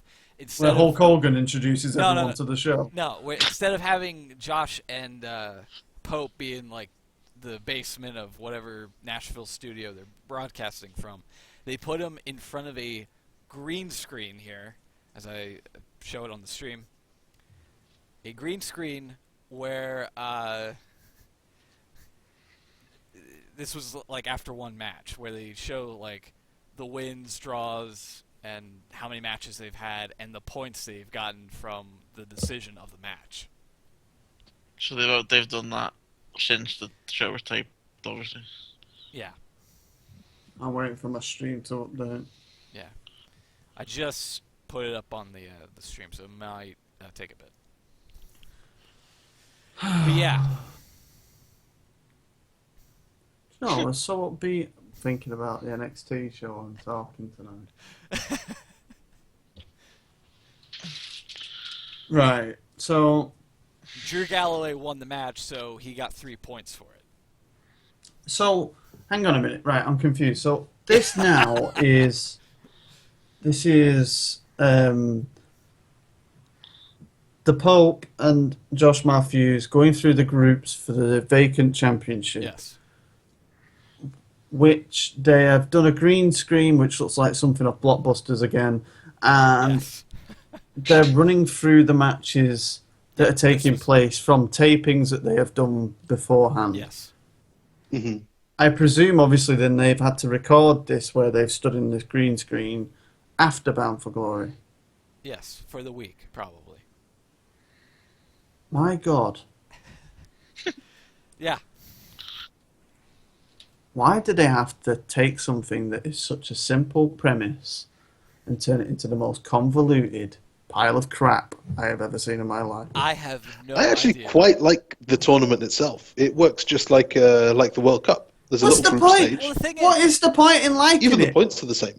Yeah, What's the it's- point of liking it? What is the point? Hold on. Hold on. What is the point in any of this? I think it would be a lot better if they just did the normal BFG series before leading up to this. What would be better is if you do a bloody show and you don't have like 200 weeks of programming that you've already pre-recorded before Right. it, where you think, oh, how can I use this? Yeah. You actually record something after Bound for Glory. Or guess what? Here's an idea. Why don't you schedule your tapings to take place after Bound for Glory?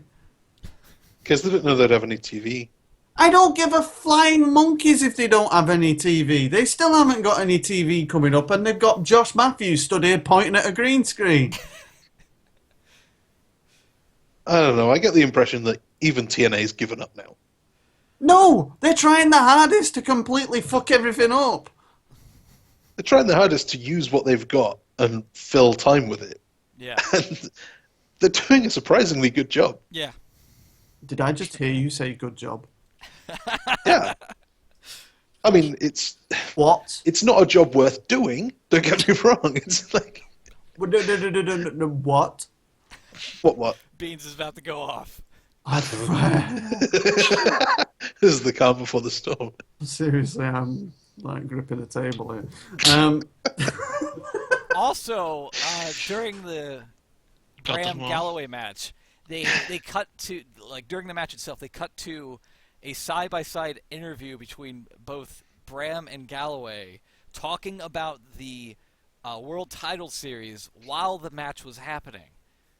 And as you see on the stream here that I just highlighted, it made it look like the interview with Bram and Galloway made it look like they were watching the match taking place right next to them in the other window. We're watching the match that they are in. What? That is kind of weird. I'm confused completely now. Well, what even more than what I was. Watch the stream, you'll see. So Drew and Bram are having a match as Drew and Bram watch the match. What? Yeah.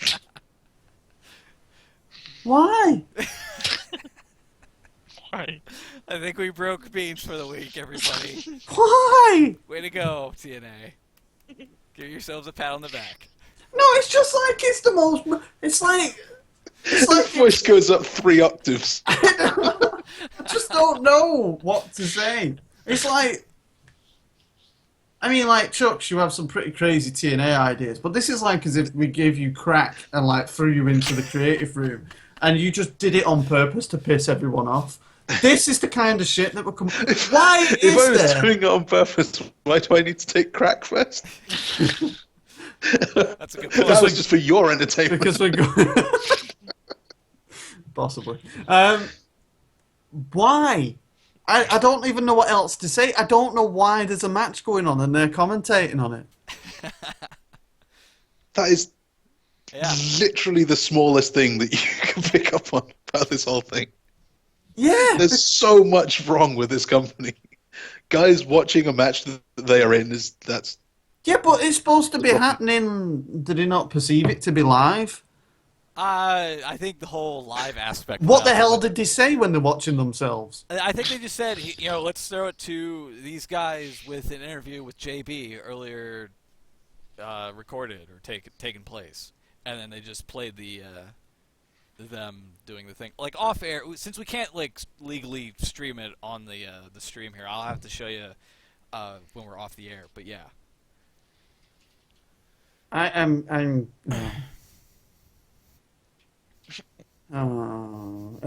When's the last date for TNA? I don't know at this moment in time.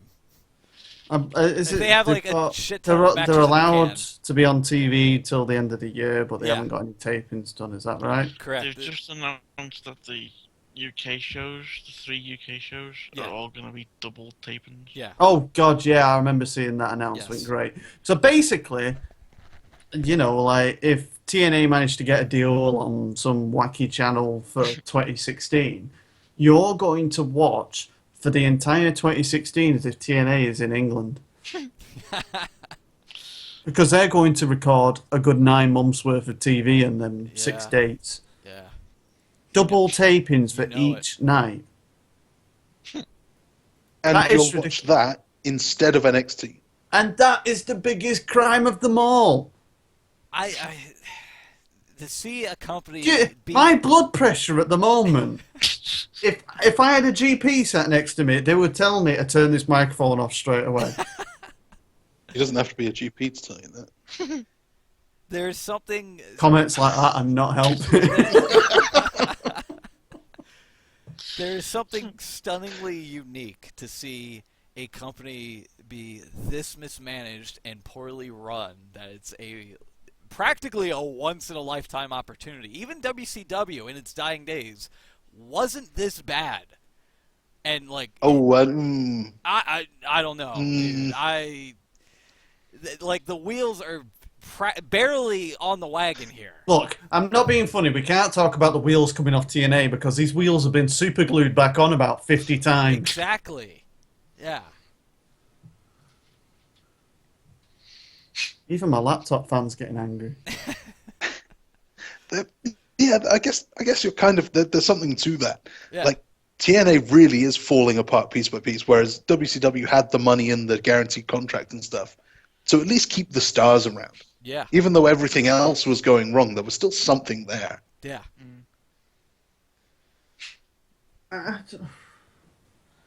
Honestly, I can't understand. It's like... It amazes me that I can't think of something that they could do that is terrible. But yet next week you'll come on this show and tell me something that meets that criteria, and I never thought of it and could never think of it. And they managed to do it. Yeah. I mean, in some ways it's a very sickening skill. Yeah. Which, I mean, we're almost running on 2 hours here. But the other thing noteworthy this week, speaking of... Please tell me that the next item is TNA shut down. No. James Storm being at NXT for Oh, you're just trying to bring me back up on a high now. Yeah, Well, I was trying to show the image here, the screen cap that Will, off air, before the show started, linked to me with the, if you remember a while back of James Storm trying to kill off Mickie James here. There we go. Yeah, this was discussed on one of our previous shows. The is it fair to say Train Gate episode? Yeah. Impact. And how apparently James Storm, and Mickie James are all buddy-buddy now. And just swept the whole angle out the window, along with history. Why not? Because we all know what happens when you open that window. For one night only, history goes out the window. Who was Cowboy Troy? He was from Nashville Star, I believe. Do you remember him? I remember the name anyway. He guest appeared on Raw that one time, and Edge took a shit on him verbally. Oh, on Raw. I thought he was one of the many, many, many country guys that they have on TNA. No. I can't remember who was Mason Dixon line? Florida Georgia line, yeah.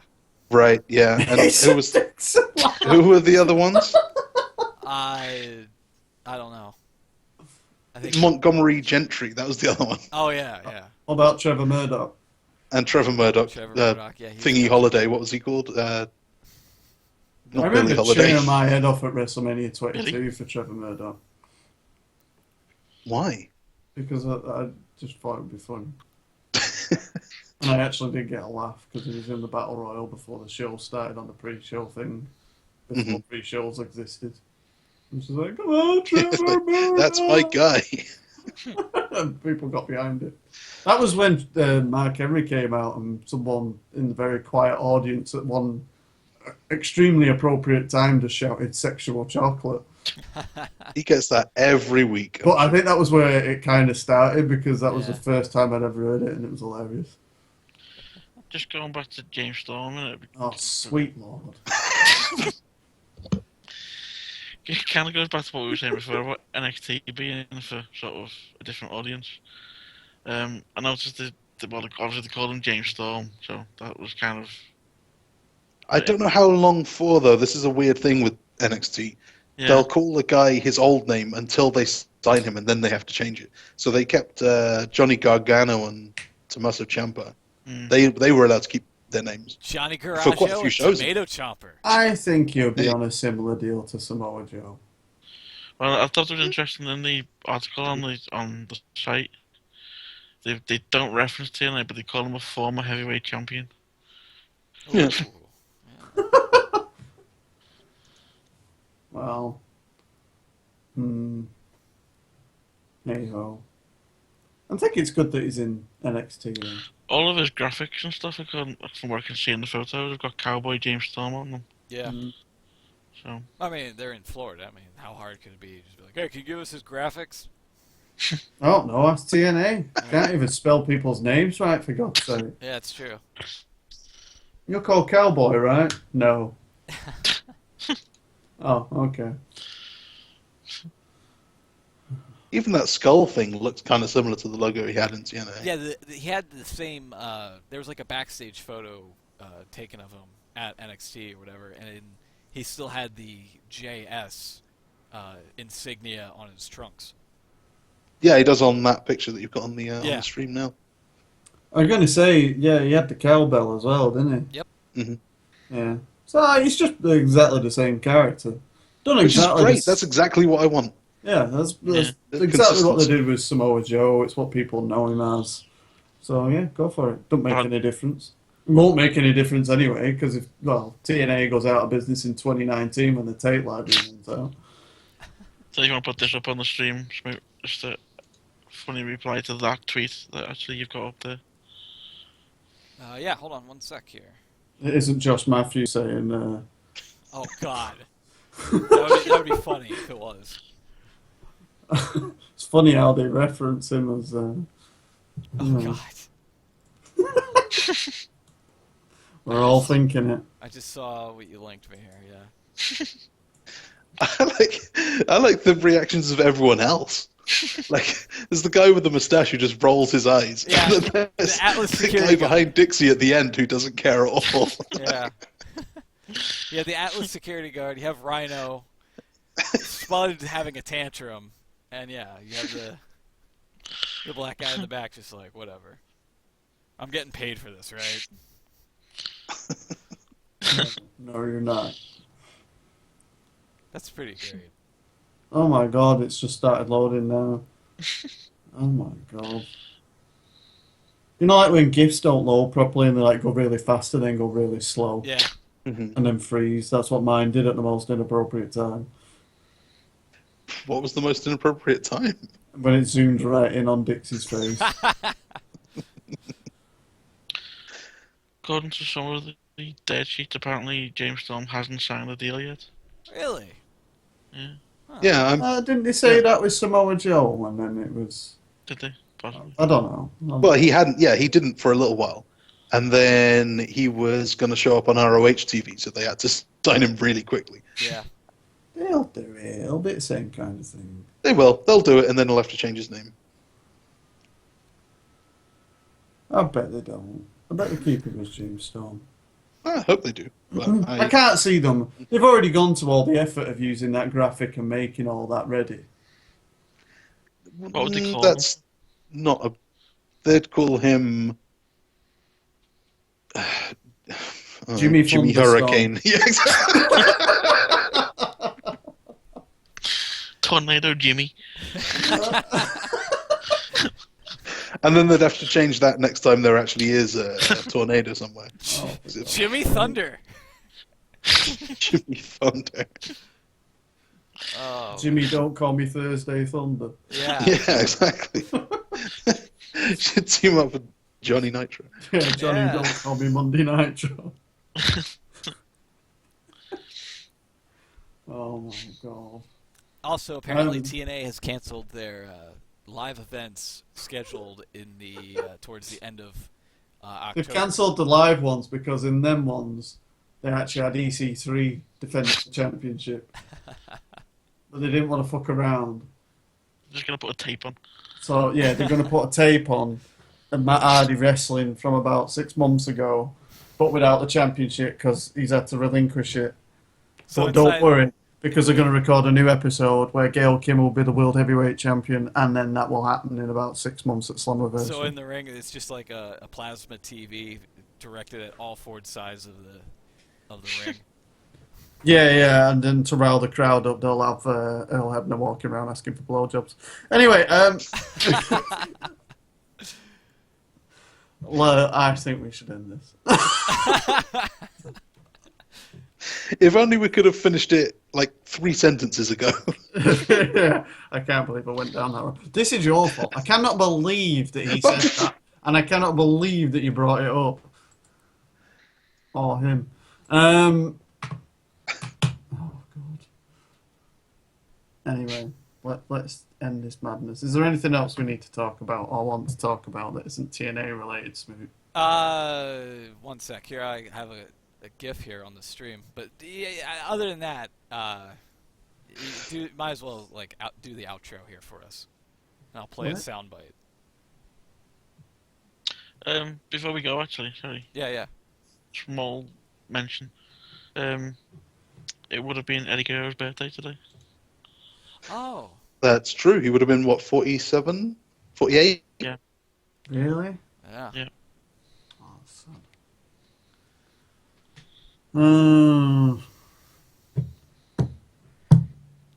Oh, God. That's the least appropriate GIF. Well, I'm not seeing it yet.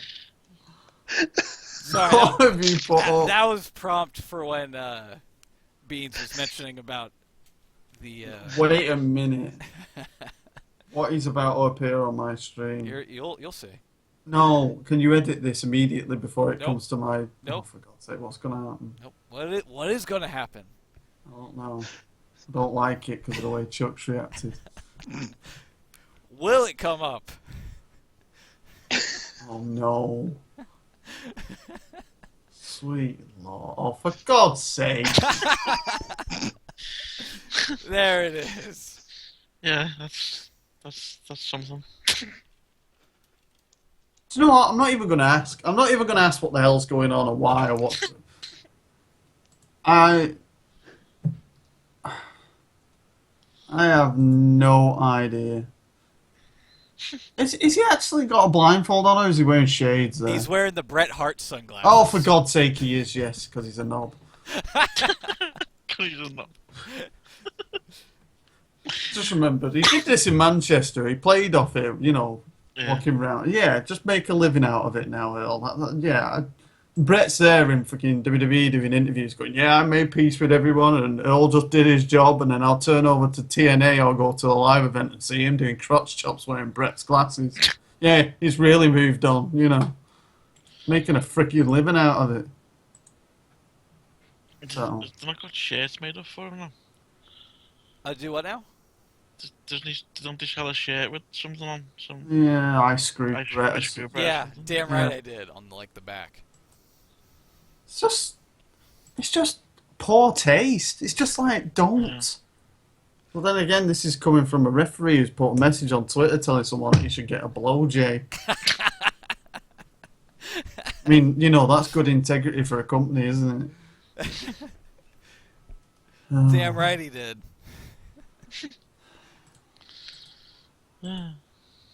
I think that caps off the show here. I think that puts a bow on it. In the worst possible way. In the worst possible way. Yes. Oh.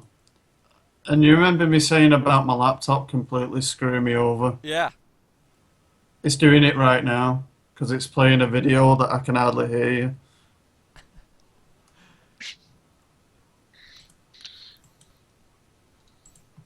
Do you want us to do the outro then? Okay, I've only just been able to close it. Okay. I am sorry about that. No, that was right. horrific. I couldn't do anything as the laptop froze and I had music in my ears really loudly. Never mind. Anyway, so is there anything else we want to talk about, or are we all good? No, tell them on my Twitter handle. I think you should tell everyone about our Twitter handles. Because I think you did a rather good job starting the show. He's like, I don't know if that was sarcasm. I'm taking it. Thanks. Anytime. Yeah, no. See, I played that down the middle. You have no idea. Yeah, I'm totally confused. I am at Chux4W. Will is at The Real WB. Smoot is at 5 Corners X Smoot X, which he really needs to shorten at some point. Nope. or not. And Beans is at Beans on Toast UK. These are all on Twitter, not Instagram though, because why would we do that? It's also what about the show, Chux? You can also find us at it's right now. I know this. Oh my god! It's on the stream. Is it? Oh, right, yeah, okay. Yeah, I'm looking at that, right? Yeah, it's on the bottom right. It's at the IWC Radio. Yeah. Because IWC Radio was already taken. Yeah. So the IWC Radio. Remember Is that the or V? Yes.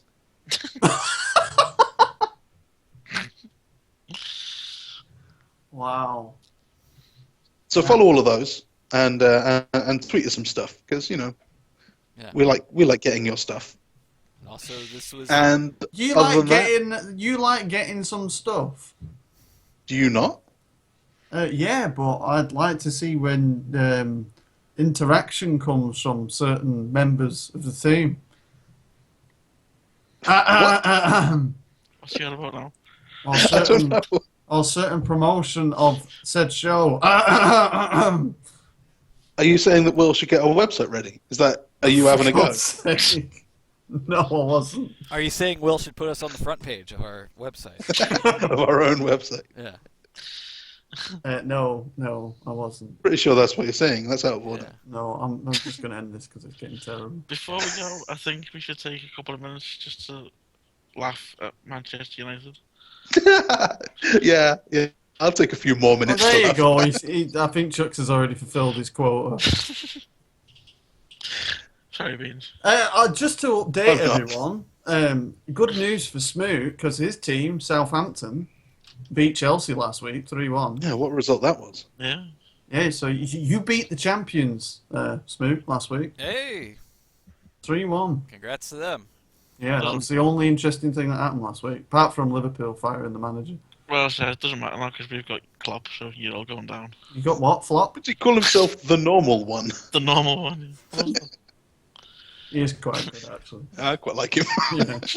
What is it he said? He said, oh, I can't remember. It's something to do with Jesus, where he said, "Don't call me Jesus and then expect me to walk on water," or something along those lines. Did he? Yeah. That sounds like I'm just saying about expectations, like, you know. That sounds like something I would say. He said he reckons he's gonna win the title in 4 years. Within 4 years. Is that what he said? He expects to, or that's the goal, to win some silverware? Yeah, he said he'd be surprised if he wasn't sitting in that seat in 4 years' time, having not won a title. I wouldn't. I must admit, quite optimistic. Yeah. But yeah, there was a picture of him tonight, actually, someone put up, where he was out having something to eat with his, I don't know, wife, I presume, in Liverpool. And you could definitely tell it was legit, 'cause I think there was a stagecoach bus driving past behind. So it didn't look like it was in Germany, I'll put it that way. But all I'll say is, you know, this is the manager that had Borussia Dortmund in the relegation zone after being in the Champions League final the year before. Yeah, no, there is. I'm quite excited that he's come to us, but there is a bit of people are overlooking that last season because he wasn't that good. It was very strange. That it was a very odd season. I don't think it's him. You know, it's just one of them weird things. And someone quite rightly put up saying, like, you know, there was United fans that have been having a go saying he's a flop and all this lot and stuff. And then someone, I think, pulled a poll up that showed who would you rather have as the next Man United manager after David Moyes, and he was like top of the list, waiting for Van Gaal. So it was like, yeah, okay. I was listening to Talk Sport last night, and there's a couple of people who were genuinely surprised that he's come to Liverpool. Like, really couldn't believe it. Which I think he'll do a good job. There was rumours of him coming to City the end of last season. Yeah. And the thing is he was very good with Dortmund with a young squad, and Liverpool do have young players that you can. They do. So I think it's very similar clubs as well in terms of the fan support as well. I think. On the, it'll fit in quite well. I have no idea what Smoot's doing now. On the stream, I was just linked this just moments ago, where from Wrestling Inc. There's a PWI report saying that internal logistic changes with TNA plans led to the tour in late October, with all the live events being cancelled. So I mean, sweet Lord, Smoot, you've sat here I've been on this show for 2 hours, and for a good hour and 45 minutes of it, I have been wound up about TNA. And as soon as I get into a conversation where I'm feeling a little bit more upbeat and I feel like I actually might sleep tonight, you bring up TNA again. Yeah, sorry. Oh. Just building up to a nice end to the show where it was upbeat. Yep. You know, tune in next week and Smoot comes along with his twat of a tweet. I'm only joking. So what tour's this then? It was the live events scheduled at the end of October, where they would probably draw in a poor house. Yes. So they haven't actually got anything scheduled now, have they? For probably not. So the only shows that are scheduled are the UK shows? Yeah, I guess. So they're just going to show reruns all the way up till Christmas, then tape a load of stuff in the new year, pray that they get a new network, and then just show all the stuff from the UK. Maybe. I don't know. Pretend that they're a UK-based company when they've not even operated and they only did 6 days' worth of work. And then rebrand themselves as something silly in the UK and then fizzle into non-existence. Maybe. Maybe. But yeah, I don't know. All TNA right. Is just crazy. I don't even know where to go anymore with that thing. All right. But it nicely avoided the Arsenal result, so we'll take thanks in that. What was the score again? Can Can we go? To be honest, I watched it and I fell asleep a little bit, so You I'm have a not bad habit of quite doing sure. that. Yeah. I'm gonna watch the show. I fell asleep. What can I say? My couch is very comfy. Okay then. And, you know, when something's a bit boring, like TNA or a very bad TNA Arsenal game, I bet Steve's laughing his head off at this, you know. Maybe. Just realised he's an Arsenal fan. Ugh. Is he in the chat? I don't think he... No, he didn't say anything in the chat. No. I'm sure he'll let me know. Or he'll raise it at some point. Anyway, so, yes. Thank you very much for Chux for telling everyone how to follow the show apart from the actual show. I told you to follow the IWC Radio. Yeah. After being prompted by Smoot what it was. And also I told people to follow the IWC and also Radio. told everyone that we couldn't have the one that we wanted because someone else had it. Yeah. Don't forget to use the hashtag IWC. That worked for my wife. It what? I was suggesting that my wife settled for me instead of having the guy that she really wanted. It's not true, but it's a funny joke. I don't even know how to respond to that joke. I'll swiftly move on to tell people to use the hashtag IWC Radio. We haven't... When's Hell in a Cell? It's not next week. Is it the week afterwards? It's on the 25th. Yeah. All right. So we won't be doing predictions next week, will we? No. But we will have... Will we have the Austin podcast to talk about? No, it's the... Is that the 19th? Oh, no! What have we got next week? Nothing. Something. We'll find something to talk about. I'm sure Smoot will dig up some crazy TNAs. I'll play more of Marvel Puzzle Quest on the stream for you. And if that isn't going to make you listen next week, nothing will. You talk about Liverpool beating Tottenham 8-0. When do you play them? Next Saturday. Oh yeah, it's Friday. Shut up. Email me. Okay. All right. Yeah. Smoot's nicely put up on the stream if you're looking at it. A lovely panoramic shot of Wembley Stadium from last weekend when I was there. And me desperately trying to get people to message about Wembley hosting WrestleMania, but that's a long conversation that Chux doesn't want me to get into because I don't believe he thinks it'll ever happen. No. It's a conversation we can have again if you want, but not after we've been doing a show for 2.5 hours. I think we're on about 3.5 hours. That's the hook for next I think week. I fell asleep for about. That's the hook for next week. Is the Wembley? Yeah, the hook for next week. We're doing what they used to do in the wonderful Attitude Era days. We're giving you that little glimpse where Chux is going to argue against it, and I'm going to whinge about it for about an hour. No. We're going to take the same stance as we had for the whole time. We both really want it to happen. I don't think it will. You think it will. You're going to pay me £300 because you lose the bet. Gee, spoiler alert. Spoiler alert. All right. So, yes, thank you very much for listening. Sorry, it's been a bit of a longer episode, but I'm sure you've enjoyed our wonderful, passionate talk about NXT and also that horrible thing called Bound for Glory. So, thank you very much, and we will catch up with you all next week. I told you, I am God. None of you are brave enough. None of you are man enough. None of you are good enough.